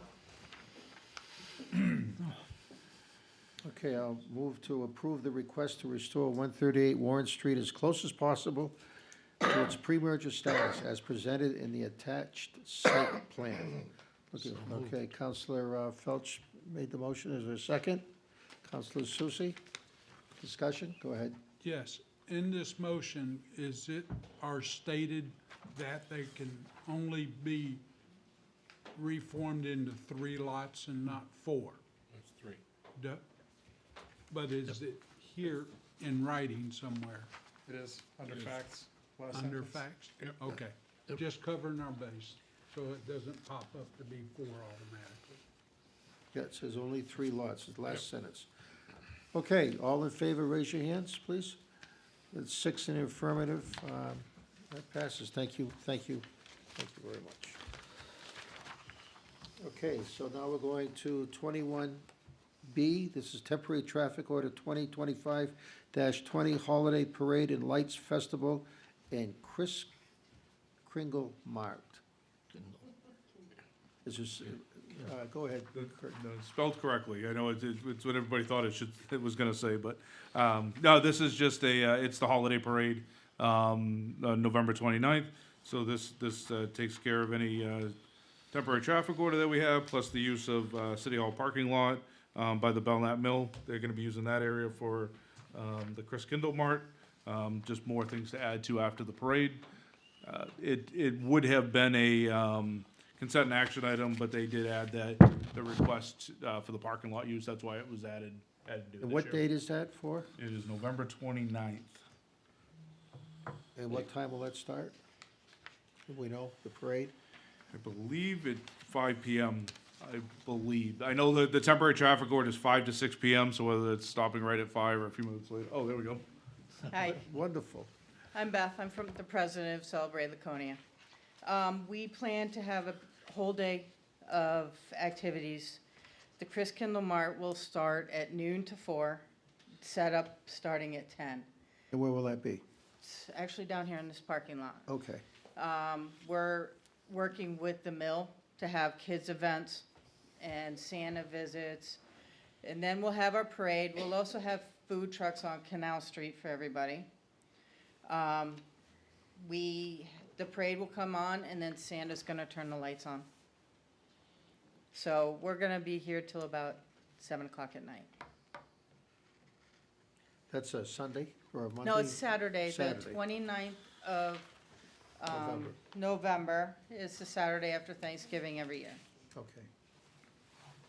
And they like the mayor there. Yes. Sure. You want to come play with Santa? Oh, I'm sure. I'm sure we could work you into our little speech. Okay. Just contact me, please. I will, Charlie. Okay, any other, Hello, be Santa Claus. yeah, I don't think so. Any other questions? Okay, thank you very much. Thanks. It's always a fun time. Yes. Okay. Okay, so I'm gonna make a motion to move to approve temporary traffic order 2025-20 for the Holiday Parade and Lights Festival and the Chris Kingle Mart as presented, and to approve the request to waive all city fees associated with the events. I look for a motion on that. Somebody, Counselor Felch, a second. Counselor Haynes, any discussion? All in favor? That's 6 in the affirmative. Thank you very much. Move on now to 21C. This is a request from Ladies of the Lake to hold a fundraising event at Levitt Park Clubhouse and parking lot. And I love it because, wow, they have their T-shirts on. And could you introduce yourselves, please? My name is Kathy Druin, and I'm co-chair of Ladies of the Lake. I'm Debbie Wallace. I'm the other co-chair. And I'm Sherry Kimball. I'm the treasurer. We have another co-chair, Thank you. and she's in Florida freezing her butt off. So anyways, we are Ladies of the Lake.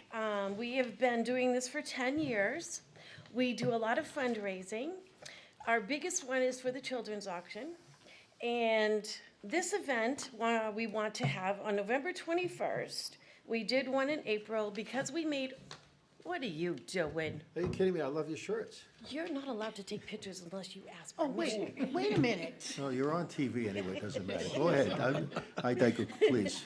No, just kidding. All right, so we did one in April, and because we raised over $3,000, we have to come here to get approval from you guys. So basically what we do is we play games, people buy, oh, do you guys want to look at things? Here, let me pass them out. You pass them out.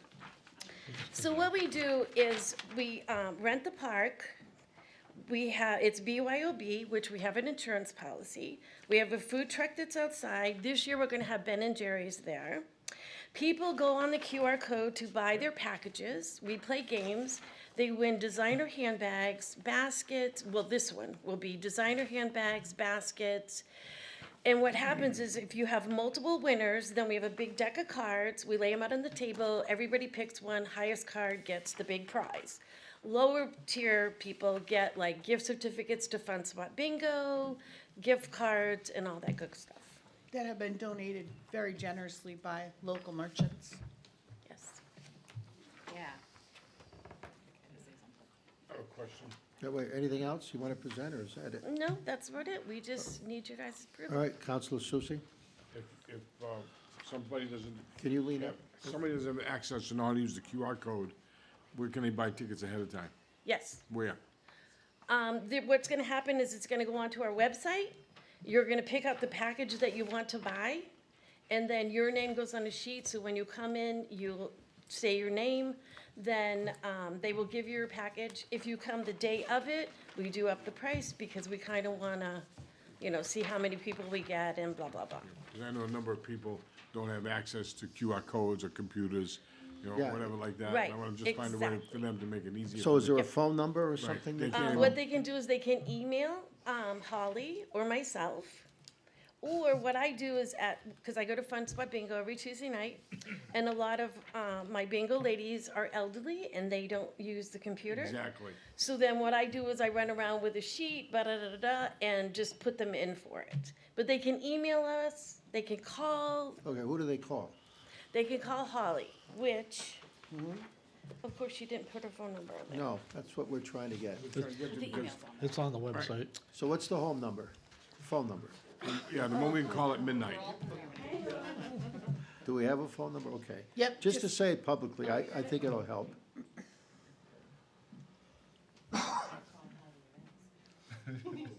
The one that rings at 2 in the morning. Actually, I have it in here. So it's 603-493-0123. 0123. Yes. Okay. 493. Thank you very much. Thank Any questions? Other questions? Ladies, thank you very much. You're very welcome.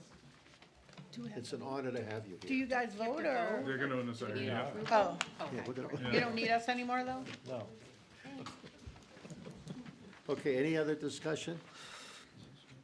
No, thank you. Okay. So the motion I'm going to make is I move to approve the use of Levitt Park Clubhouse and parking lot on Friday, November 21st, from 5 PM to 10 PM for a fundraising event as presented. I look for a motion on that. Counselor Susie, seconded by Counselor Bogert. All in favor? So 6-0. Counselor Cheney. Counselor Cheney, you voted for that, Oh, right? yes, I Okay, did. thank you. So that's six in the affirmative. Thank you very much. And thank you again, ladies. Thank you.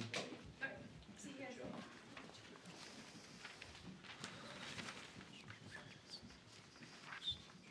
Okay, now we're at 21D. This is a request for approval to issue a proposal for the engineering review, design, and construction of a bandstand on the Weirs Boardwalk.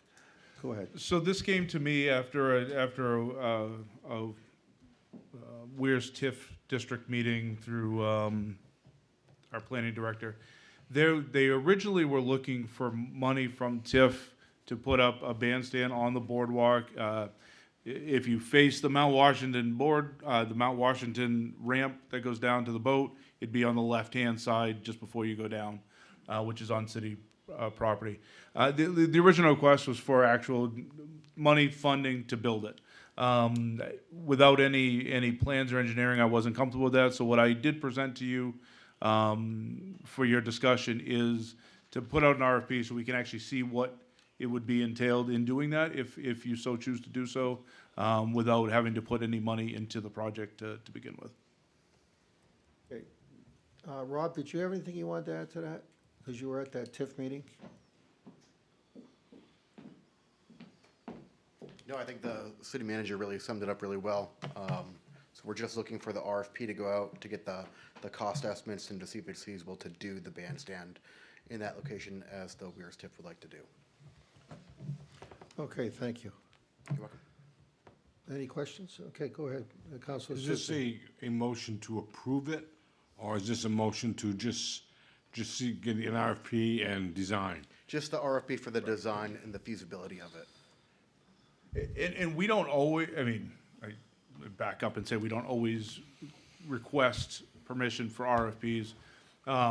But where this was some debate on actually what they were looking for versus what we're looking to put out, we thought it was good to come forward to the council to have. So that way, if we do get the RFP back and maybe it's a financial number that we can work with, that's not the first time you've seen this come in front of you. Counselor Cheney. Is there any chance, I'm sorry, is there any chance we can, with this study, look at other things? Like the roof of the railroad station, which is where it used to be? Can we include that Which is you and me. Behind you. Or, Rob, you had also mentioned, thought about the park there, the bathrooms. The bathhouse. Bathhouse, excuse me.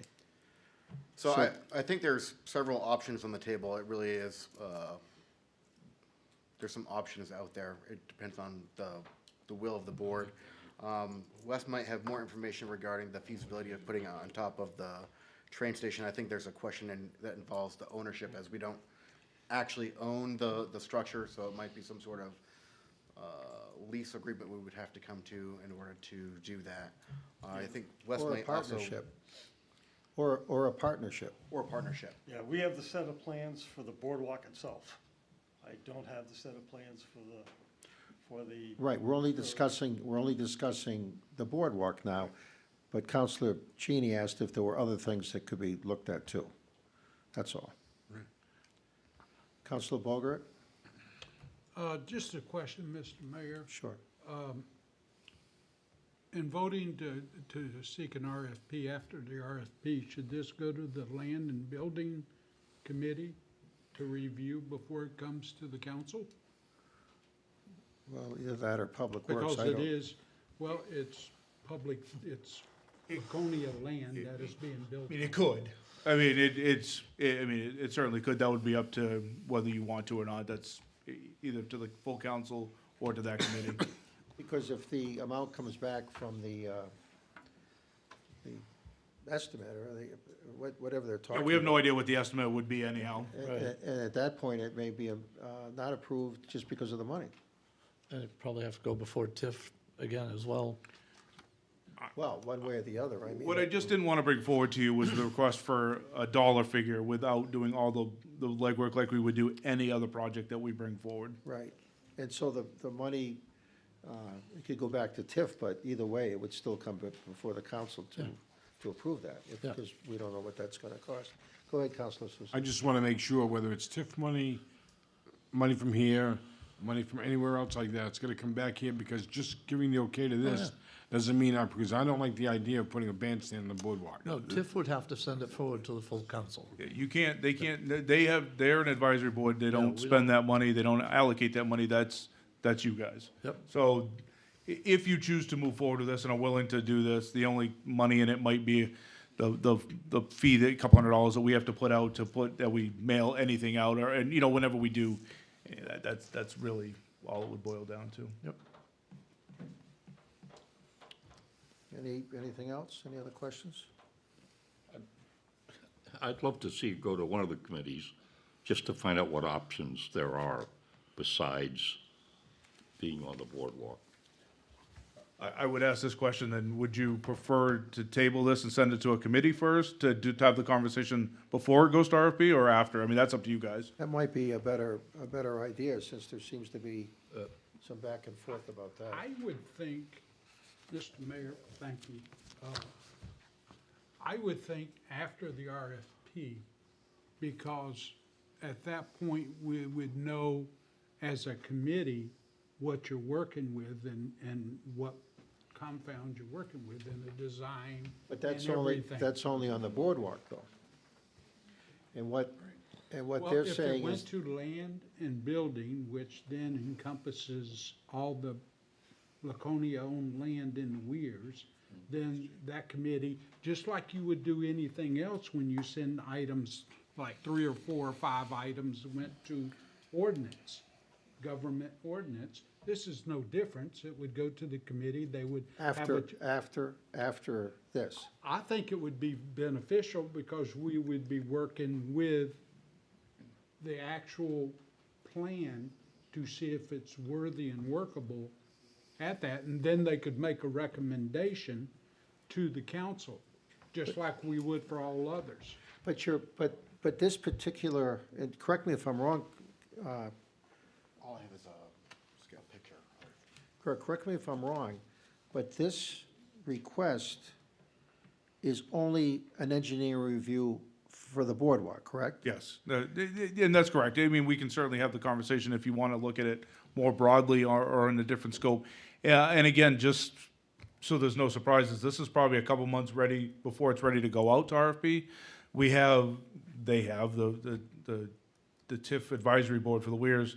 They have a concept of what they want it to look like, but we have to tighten that up a little bit before it's ready to go out for engineers to do their drawings. I guess what I'm saying, Counselor, is that we've heard from one counselor who said that he's not in favor of anything on the boardwalk. And we don't know what the other counselors think. My only question is that, wouldn't it be better to have it go to the Land and Use Committee and look at any options? And then if you can narrow it down, then go to come up with that, spend that money for an engineering thing? Why do something? Mr. Mayor? Yeah, go ahead. If I may. The committee works on the items that is set forth by the mayor.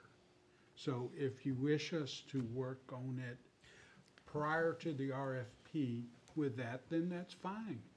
It would be okay. Does that make any sense to? It does to me. I'd like to know if there are options. I guess that's where I'm at. That's fine. And it won't, and if you're saying, Kirk, you're saying it would be a couple months before this could go out anyway. It's gonna take a little while to get the drawing up and ready and sent out. I mean, maybe a couple months is a little long, but it won't be tomorrow morning. So, yeah, I mean, we can get it in committee in the next week or two and take a look at it. Yeah. I think that's my committee anyhow, so. So we would table this now and then, and send it to a, Yeah, I would just send it to Land and Buildings, if that's, okay, so So look choose. for a motion to table this right now. Counselor Cheney's made the motion, is there a second? Counselor Bogart, all in favor?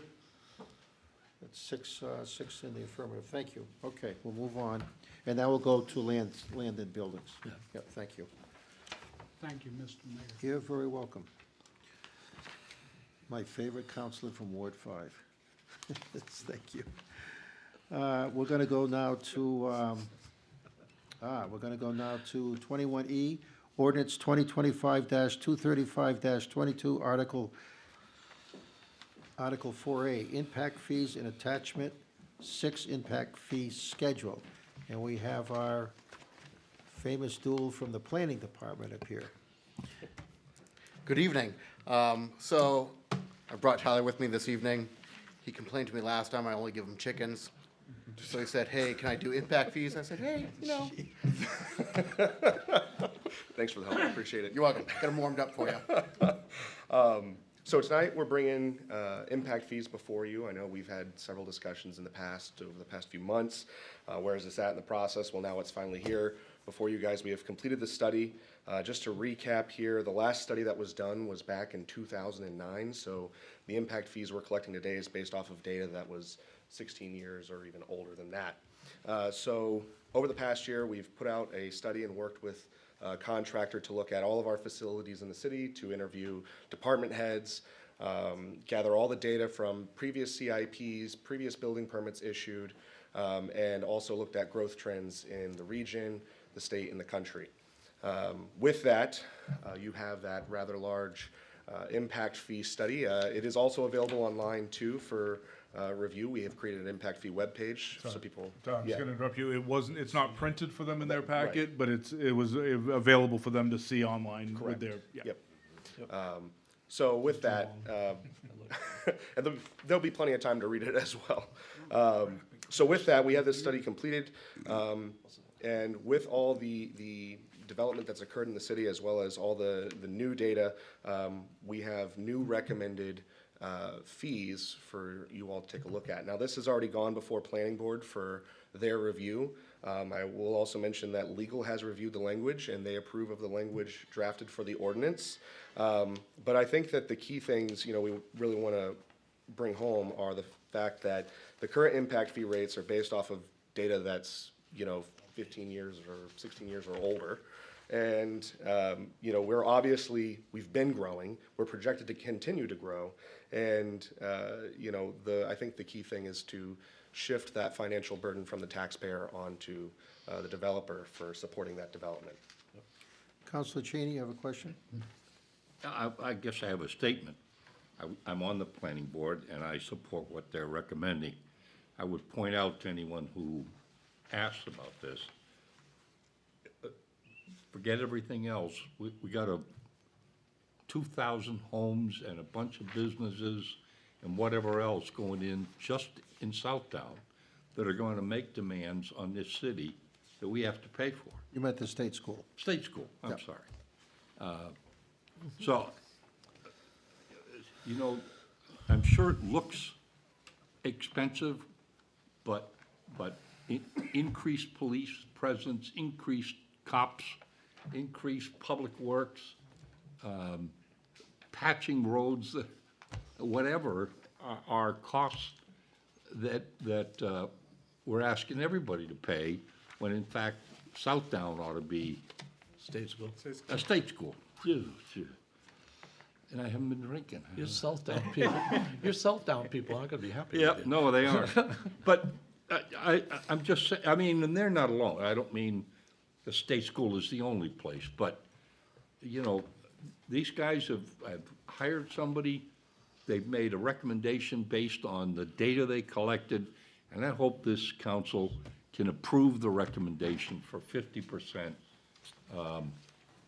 It may sound awful to begin with, but I'm telling you, with the costs you're gonna see coming up in the next few years, it'll be helpful. Can I just ask real quick, what was was it a unanimous vote for the planning board? Yes. It was, It was, okay. Yes. All right, I just It wanted was, to know. and we also had, we also did 2 public hearings.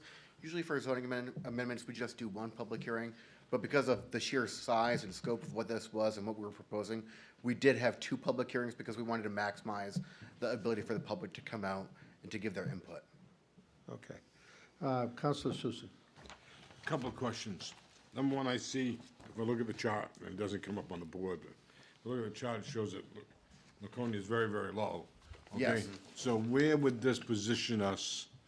In other words, I was looking in here trying to find something that would tell me where's it gonna put us? And secondly, an example, like what is the impact fee under the old way and what would it be under the new way?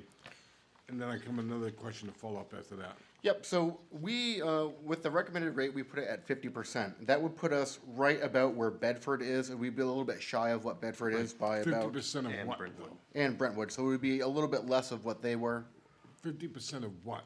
of the new proposed rate, which, I can tell you, do you have the rates for the, let me just pull up the chart here.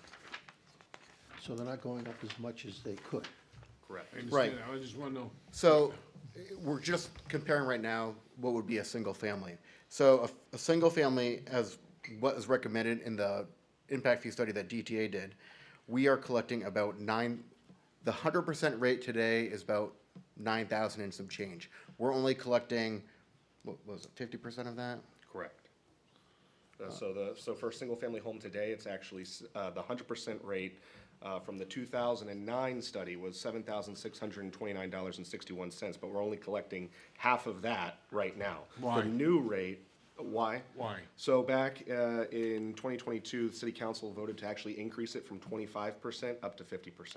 So all the way from the adoption in 2011 to 2022. 2022, we were only collecting a quarter of what the recommended rate Okay, was. so now you're collecting 50%.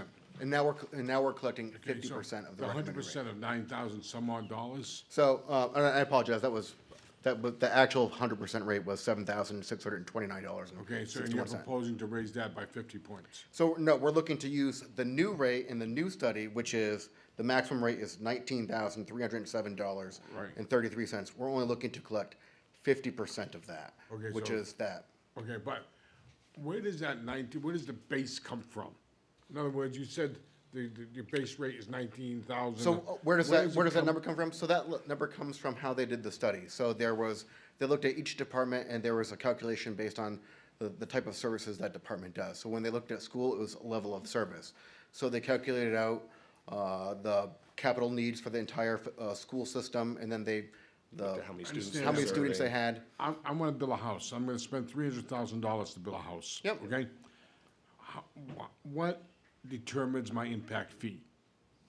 So it's your single-family house, your duplex, your multifamily, all these have different rates, and it's based off of what their historical use was to municipal services. So if you have a multifamily or you have a single-family, I'm your building a rate, single-family home at 300 grand, okay? What's my, I'm sorry, what's that? Good luck, right? Yeah, okay. Yeah. Well, what somebody said earlier this evening, the medium in Meredith was 1.2 million? Okay. So 300,000, I'm building my chicken coop or something, you know? But, yeah, no chickens, okay. So, you know, I'm trying to understand where the baseline comes from.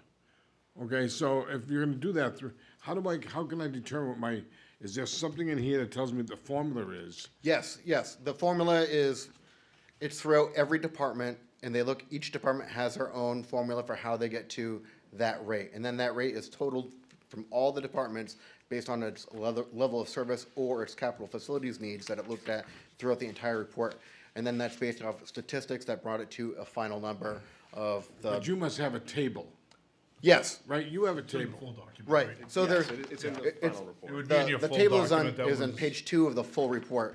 And the full report Your is, full document that was sent to you online, Yeah. on your online version, not on the paper version, because Okay. it was so long, it was too much. okay. to print. yeah, it's like 70 pages long. Okay, but there's a table. Yep, there's formulas in there, and you go to each department and it breaks it down.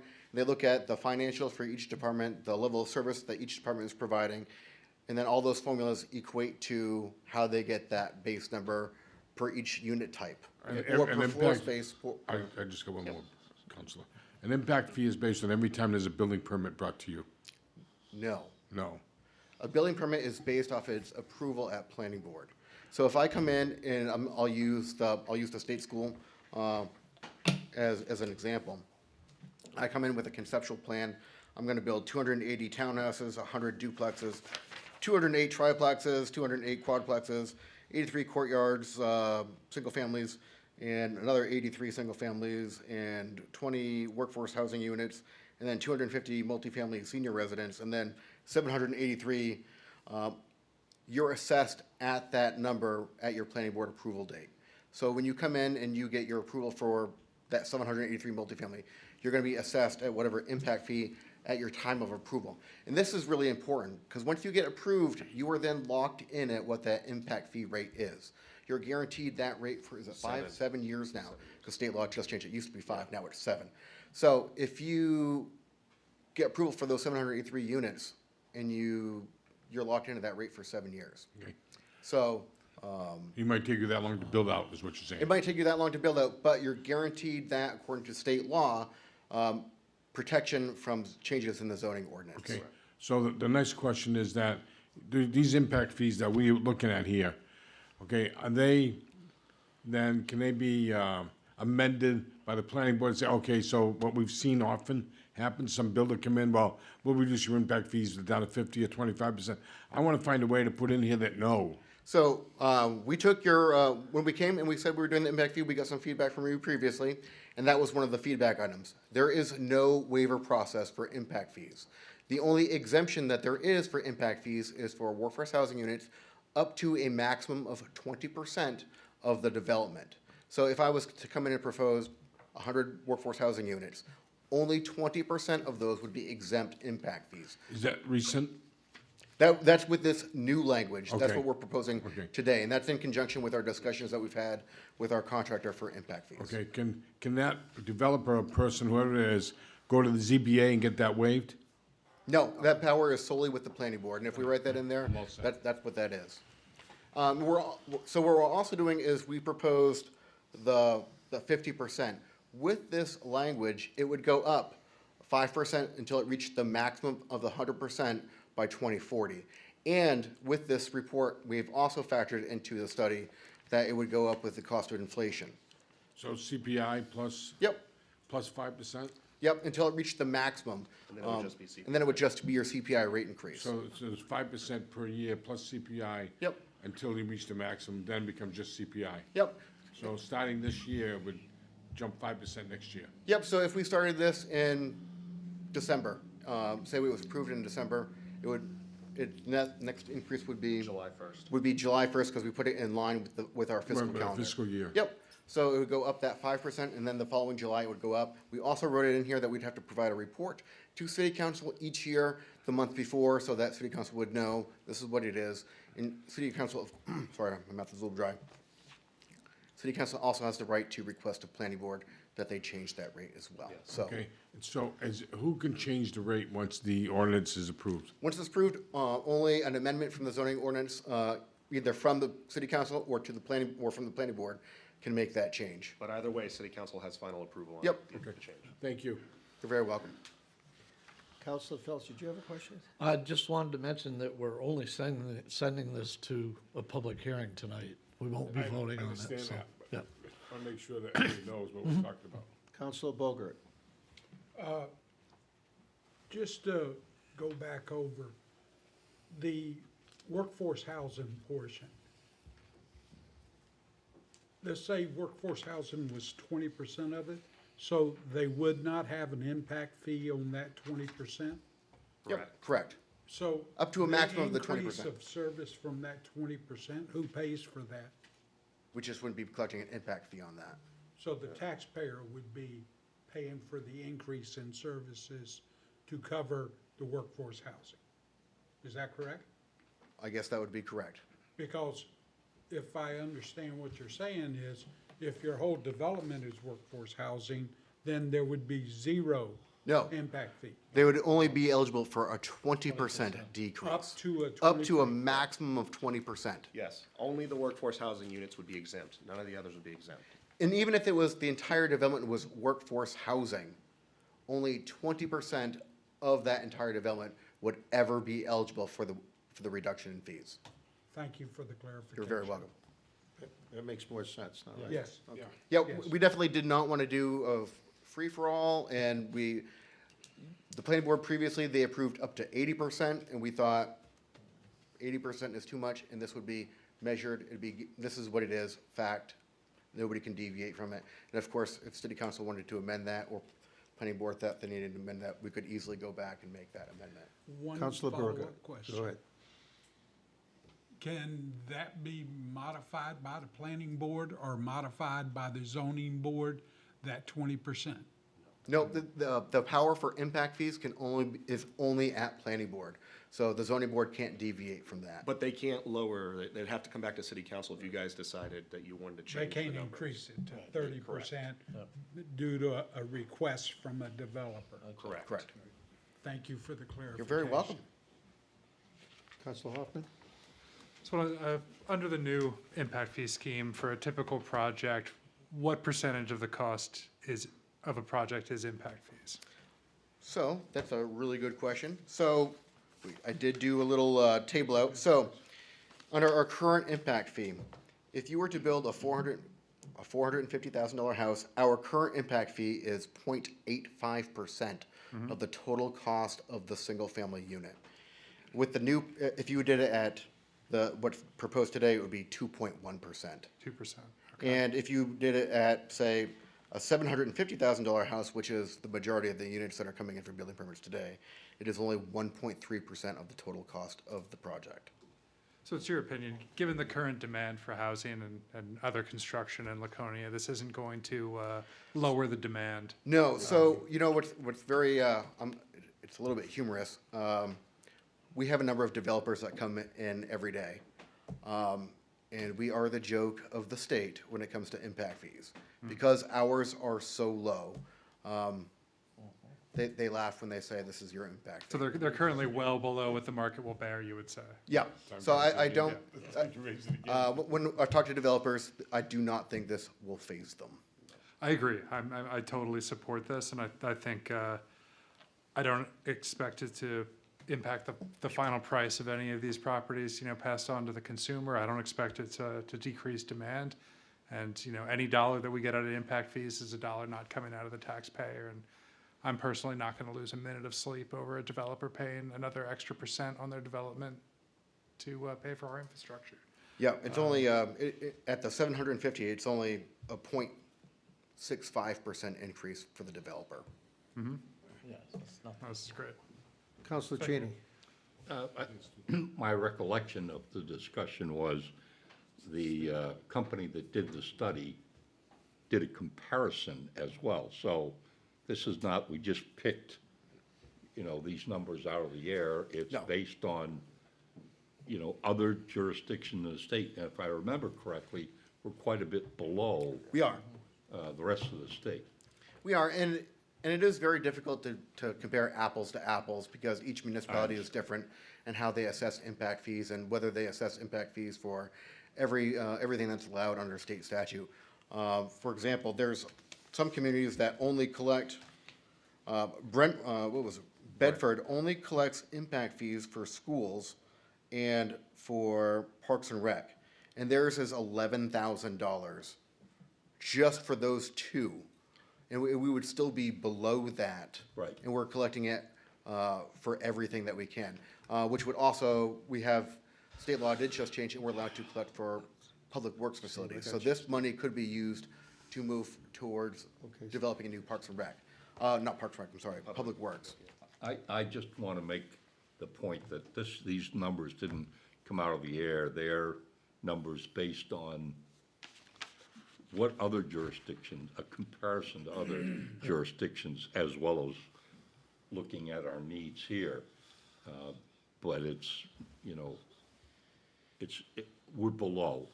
We are, Way below. and this whole study, it's a lot of math. Yeah. And that's what it is, it's based off of math. Thank you, Mr. Mayor. You're welcome. Council Bogart? I'll try and promise this is my last question. Okay, go ahead. And thank you for taking my question. Impact fees, I know we keep saying it's for capital projects and stuff, and let's look at the state school property. It has some sewer line issues, it has some water line issues and stuff. So that's the perfect example of what you would use an impact fee for, is to help bring that up, because the increase in usage by the state school would then cause that to be help to pay for that ability to improve those water lines and sewer lines. Am I in the ballpark with that? Yeah. Just waiting for the question, okay. With that, though, because of the sheer scope of that project, just like any other planning board application that comes before, they're required to bring and build out all of their infrastructure needs for their development. So this impact fee that we'd be assessing on their single-family house would be the increased demand to our overall system, or increase to demand that we have, or increase to fire department requirements that they're not building out as part of their planning board approval for their infrastructure build-out. Yeah, impact fees are meant to basically help the city support that development, and they're paying into that. So this would be, so the future And use an of. increase in service. Yep, yep, so. And so the service is also water and sewer. Yep. Yep. So that would be in line. Yep. Okay. But not necessarily, not on that property. Not, On not, the right, property. not I'm on talking the. about in the correct, streets. yes, correct. In the streets and stuff. Correct. Their Yes. infrastructure is their services. infrastructure. But within the streets itself, we could use the impact fee to offset the cost of doing that. Absolutely. Yep. Okay, so we're gonna have a public hearing on this, and that's what our motion's gonna be on. Is there anything else for the planning department? Okay, Awesome. Thank you. yeah. Gotcha. We'll give Counselor Cheney a couple seconds here to come back, because I know he wants to vote on this. Good job, though, from the planning department, and the planning board, of course. And I don't think, I don't see Mr. Huff still out there. But I think we answered all the questions on this. And if you do go online under the agenda, you can see the full 70, 80 page report. Yep. All right, we'll go ahead and I'll make I'll move to waive a reading of ordinance 2025-235-22 in its entirety and to read by title only. Look for a motion on that. Counselor Hoffman, Counselor Hayes has seconded. All in favor? Okay, it's 5-0. That's a unanimous. Okay, I move to conduct the first reading of ordinance 2025-235-22, amending Chapter 235 zoning, Article 4A, impact fees as presented. Look for a motion on that. Counselor Felch, seconded by Counselor Bogart. All in favor? Okay, that's 5-0. And lastly, we're gonna move to schedule a public hearing on December 8th, 2025, during the regular city council meeting to gather public input prior to any action being taken. And we'll probably take it that night, I would think. So, moved by Counselor Susie and seconded by Counselor Hoffman. All in favor? Okay, that's just in time. 6-0. Thank you. That's unanimous. Okay, now we're gonna go to this is 21F, request to expend funds from the downtown TIF for conceptual design and cost estimating for lighting.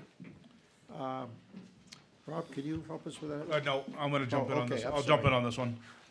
This is a request to, we had originally had an RFP to fix, and improve the lighting in the main City Hall parking lot and this lot over here, as well as out back.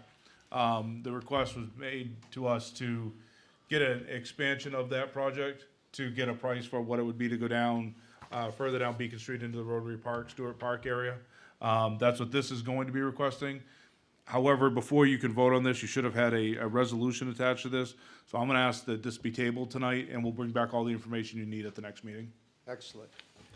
Okay, we'll look for a motion to table this without discussion. Make a motion. Okay, Counselor Bokert has motioned first and seconded by Counselor Susie. Any discussion? All in favor? Okay, that's right, we can't discuss the table.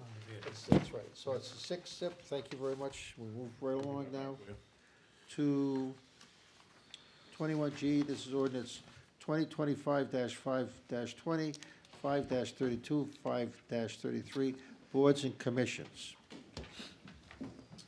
Yep, so before I jump into my part of it, this is on the table still, so I would ask if you guys choose to take it off the table or not.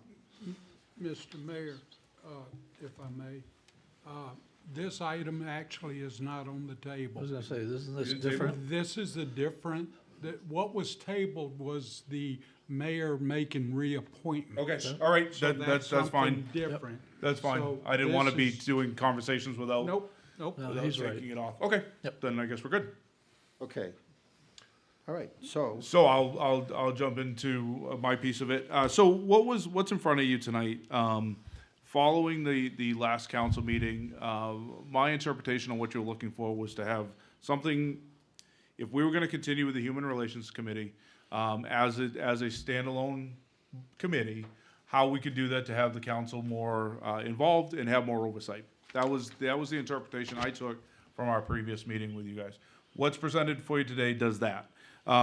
It's a change in the ordinance to make this a standing committee, but still under the city council's control, both for the majority of the personnel the members rather that would sit on it, and also have input and oversight in their mission, visions, and purpose of their organization. So that's what's included for you today. This did go to legal counsel. As it stands right now, Council Susie, why don't you? As it stands right now, they're good with this. They do know that if it moves forward at all, even to go to a subcommittee, they would want to see language in that mission, values, vision statement, because there is some RSAs that are out there that are new to this year that does give some guidance on how this is supposed to be, how it's supposed to be termed. So that's what you have in front of you tonight for your discussion, and that's for you guys.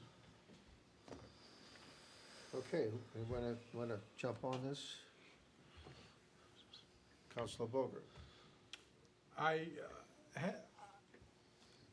like the idea of bringing this under council. I think that's an appropriate direction to take, but I think there's a few technical issues that need to get addressed along with this. And one of the technical issues is there's no purpose. We need to have a purpose. In other words, we're just saying we want a committee without a purpose. And I think in order to have a committee, it should have a purpose so that we could have an idea of what we're voting on. And I kind of think that having the Fox write what their purpose is after we voted on it, even though we can change it later on, it's kind of skewed a little bit. That's my first technical issue. The second technical issue is the wording under number C, under 5-32.c. The Human Relations Committee shall be comprised of members who own property, reside or own, manage, represent business within the city of Laconia.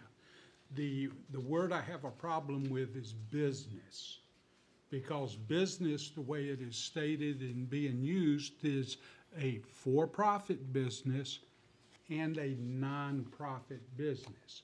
Now, what we have is, with our nonprofits, they take money from the taxpayer. through the city and whatnot, they get money. So I kind of feel funny about a committee or a nonprofit who's taking city tax money, being on a board that is potentially giving advice that could change our tax pay, how we tax pay.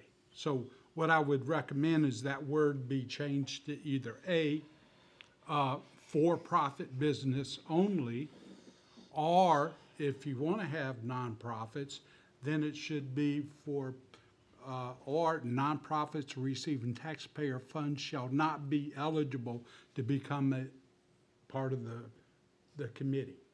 So it's not taking out every nonprofit, it's just taking out those that are receiving taxpayer money. The third thing would be is I think it should go to government and operations to review, and I think that review should happen after public comment, because they need to hear what the public is saying in order to take it to the government committee, so they can review everything and make sure that the wording is correct and everything like that. That is my technical issues at the moment. Okay, anybody else? Counselor Cheney? I understand the counselor's concerns. I had some concerns that I've expressed to the present chairman about people who are non-residents voting. And he has agreed that only residents can vote. They may be participants on the committee, but they can't vote if they're not residents of the city. If you want to say for-profit business owners can also vote, I'm fine with that. But and the issue about they ought to have a purpose, I think it's intended that a purpose be explained. I understood tonight's purpose was to decide whether we're going to have a public hearing about it or not, and put together what we're going to ask the public at that hearing. So I would expect the committee to put a purpose and make this statement about voting and any other changes that might be required. But I'd like to vote to go ahead with a public hearing so we can get that input. Thank you. Thank you. Counselor Hoffman? Yeah, I agree that this should go to a public hearing. And I do agree that the committee needs a policies and procedures, it needs a mission statement. If this were a brand-new committee, I would agree that should happen before we move forward. But given that this committee has been operating actually longer than anyone can figure out how long, at least 23 years, I don't think there's not a lot of mystery as to what they're doing for the city or what they intend to do for the city. So I think I'm okay with letting them create their own mission statement. Counselor Sousa? I agree, should go public hearing, but I don't like the wording on, as Councilor Bogarts brought up, I just don't like the word own, manage, or represent a business. I want people who reside in the city of Laconia to be the members of the committee and vote on the committee. I just wanted to say that comes out of your council rules for ad hoc committees. That language is, I'm just saying that's taken directly from, that's why we're playing it that way. Planning board, We can certainly make any adjustments you guys want. I just wanted to keep language consistent for discussion purposes. Okay, Counselor Sousa, you done? no, I mean, I look at some of the other boards we have, whether it's planning, zone, they're gonna be residents. I'd like this committee to be residents. That's who we represent, and I wanna see the residents have a voice. All right, Counselor Cheney? Two things. One, I don't mind people who aren't residents being on the committee if they have some some Skin in the game. involvement. Yeah. Right? I don't want them to vote, but they may be able to give us information or give this committee information that helps them get where they're going. A doctor of, I'm picking this out of my, yes, a doctor of psychology could be helpful to this committee, but he lives in Belmont. Well, I don't want him voting, but I don't mind him being there to I'm talk okay with about that. what he's. I'm okay with that. I'm looking at The other thing I was gonna ask, if I can, and please forgive me, Counselor Felch, I wonder if we could ask Pat to come up for just a minute so I could ask him a couple of questions. Sure, come on up, Pat. Question by the police chief, I have to be careful here. Long retired. Thank you, sir. I still don't like lawyers, but long retired. Well, I don't like some of them either. Yeah, well, I'm in total understanding of that. Pat, my concern, you and I have had some conversations. Can you put together a mission statement and a purpose and some of these recommendations we're making, get it to the manager? Absolutely. Quickly. Yes, well, I think the city manager has mentioned there's been some changes in the law that might provide some guidance. I know we have a mission statement and a vision statement already for the Human Relations Committee. And so I will reach out to the city manager ASAP, and I'm sorry, Pat. I just want it done quick enough. Right. So before we have a public hearing, people can review it. Right. The committee meets next Monday, so I will have something to present to the committee next Monday, and hopefully we will have a response definitely before the next city council meeting. And you understand the feeling about voting versus participation? Absolutely. Okay.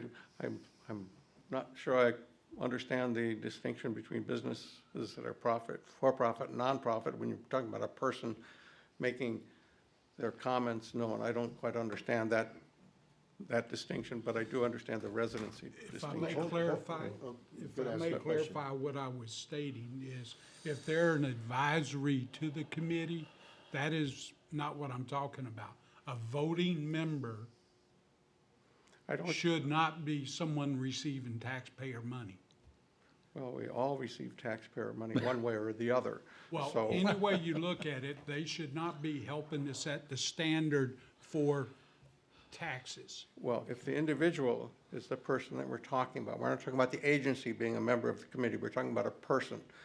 And Person from the agency representing the agency. If you take Well, Lakes Region Mental Health, Wait a second. then they're being represented. Counselor, just, I don't want to get back and forth on this. You both have made your points on that, so, Counselor Haynes, did you have something you wanted to ask? No, other than that I researched it, and that there already is a mission statement. So that's the purpose. Right. So why are we beating a dead horse? Okay, Counselor Phelps, you had something? I just want to say, I mean, this is to schedule a public hearing not until December 8th, so we have plenty of time. Possibly it should go before government operations, before the public hearing, and maybe again afterwards, once we get some of this ironed out. It would be nice to have some of it ironed out before the public hearing.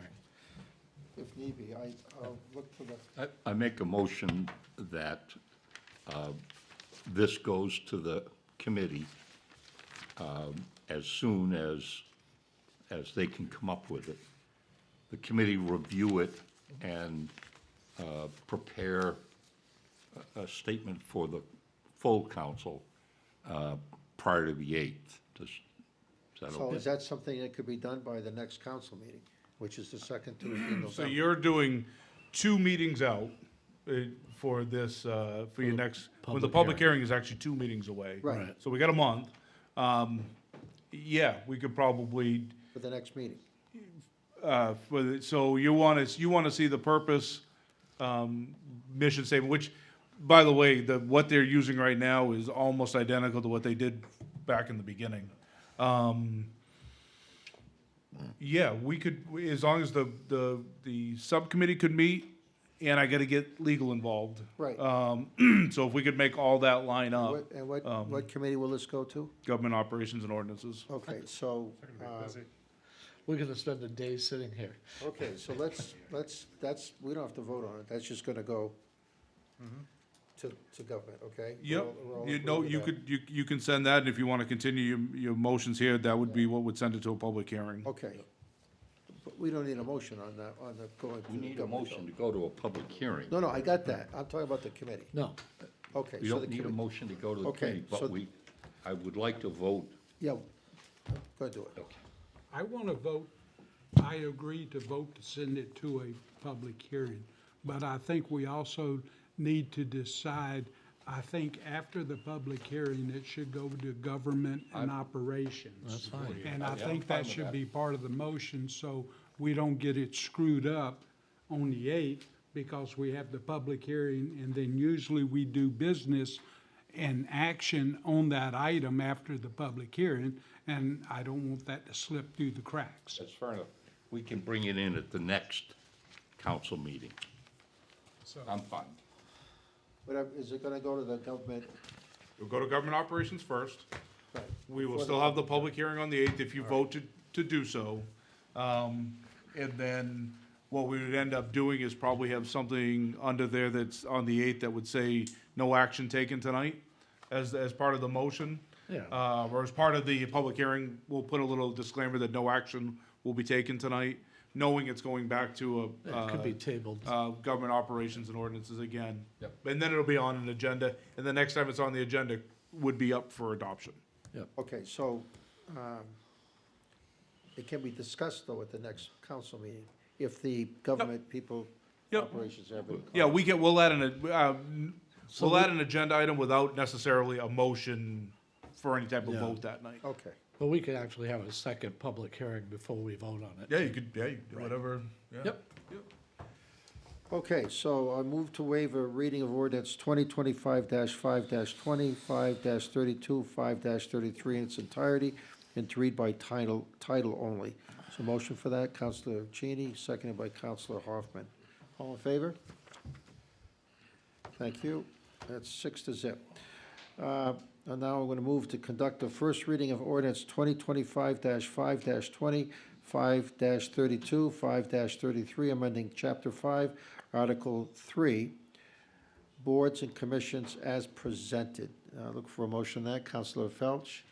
Look for a second. Counselor Cheney. All in favor? That's 6-0. Thank you. And lastly, I move to schedule a public hearing on December 8th, 2025, during the regular city council meeting to gather public input prior to any action being taken. And we're going to add no action that night? If that, would like to be part of your motion, that would be fine. With no action to be taken at that meeting? and that it goes to the government operations before and after? Yeah. Can that be That's part of the fine, yeah, motion so that's that fine. we Yeah. got a nice, clean motion? Okay, everybody understands that nice clean motion now? We got that. Okay, I need a first on that. I'll be Cal- first. Cal- You I'll will. make a He wants a motion. spotlight, If so you, give it to All him. if you, Counselor I agree. Bogart. Right, right. said- what? You want the spotlight, so Yeah. give it to you. So No, we, I, so you have it. So seconded, Counselor Hoffman seconded. All in favor, raise your hands, please. Okay, that's 6-0. Thank you very much. Okay, now we move to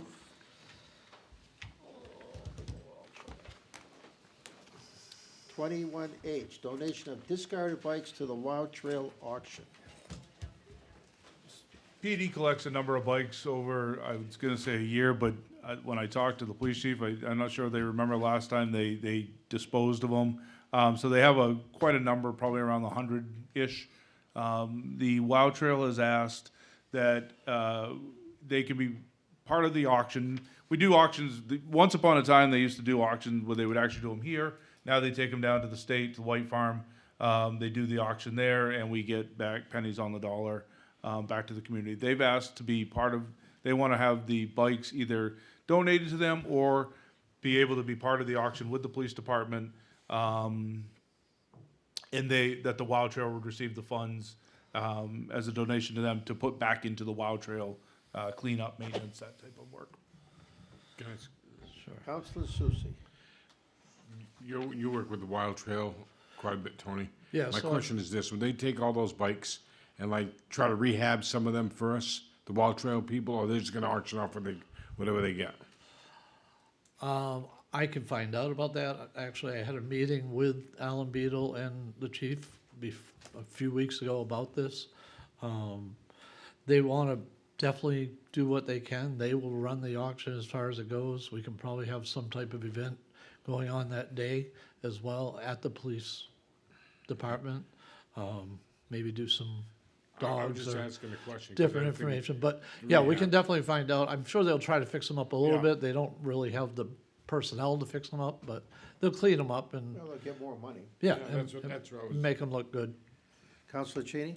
I just want to say, having had an experience with this, giving them these bikes is a great idea, rather than send it to the state auction. Yep. I totally support this. And we don't have to move them. We have the auction right Nope. there. Nope. Okay. All right, any other comments? Okay, I will make a motion to move to allow the Wild Trail to take the proceeds of the bike auction and use those funds towards Wild Trail upkeep and maintenance. So moved. Okay, Second. first by Counselor Cheney, seconded by Counselor Felch. All in favor? Okay, thank you. Now we're gonna go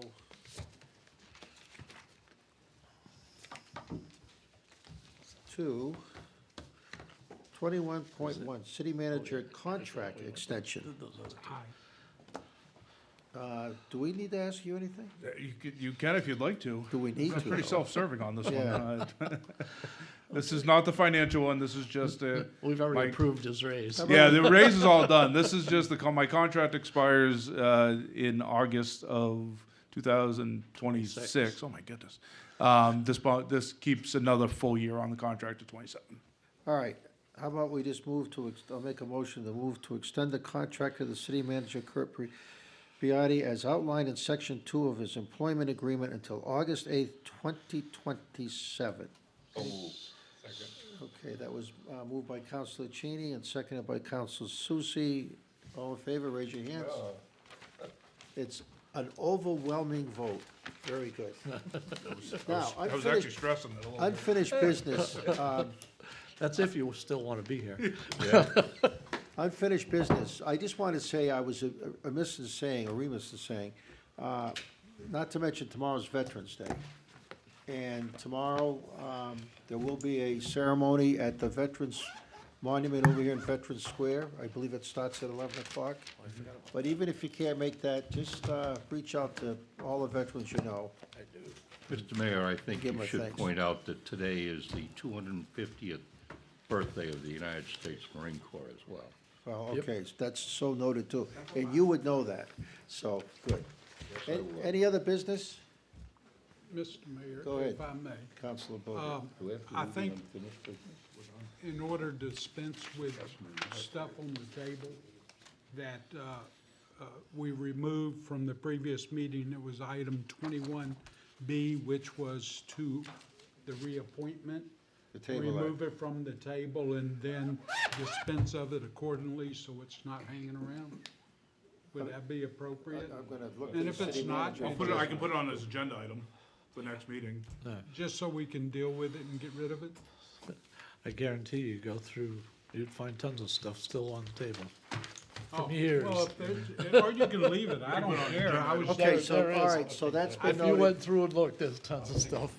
Okay, so noted, that's gonna be on there. Tree it has on. Okay, we're all set, we'll move for, I've looked. at some motion of to adjourn. it, Stuff that never came back up. Okay, Yes, motion, but I'm gonna. okay, it's been motion by Eric to, adjourn, seconded by Mark Haynes, all in favor? Aye. Good. You gotta read your new Robert's rules. You don't need a motion. Well, I did it anyway.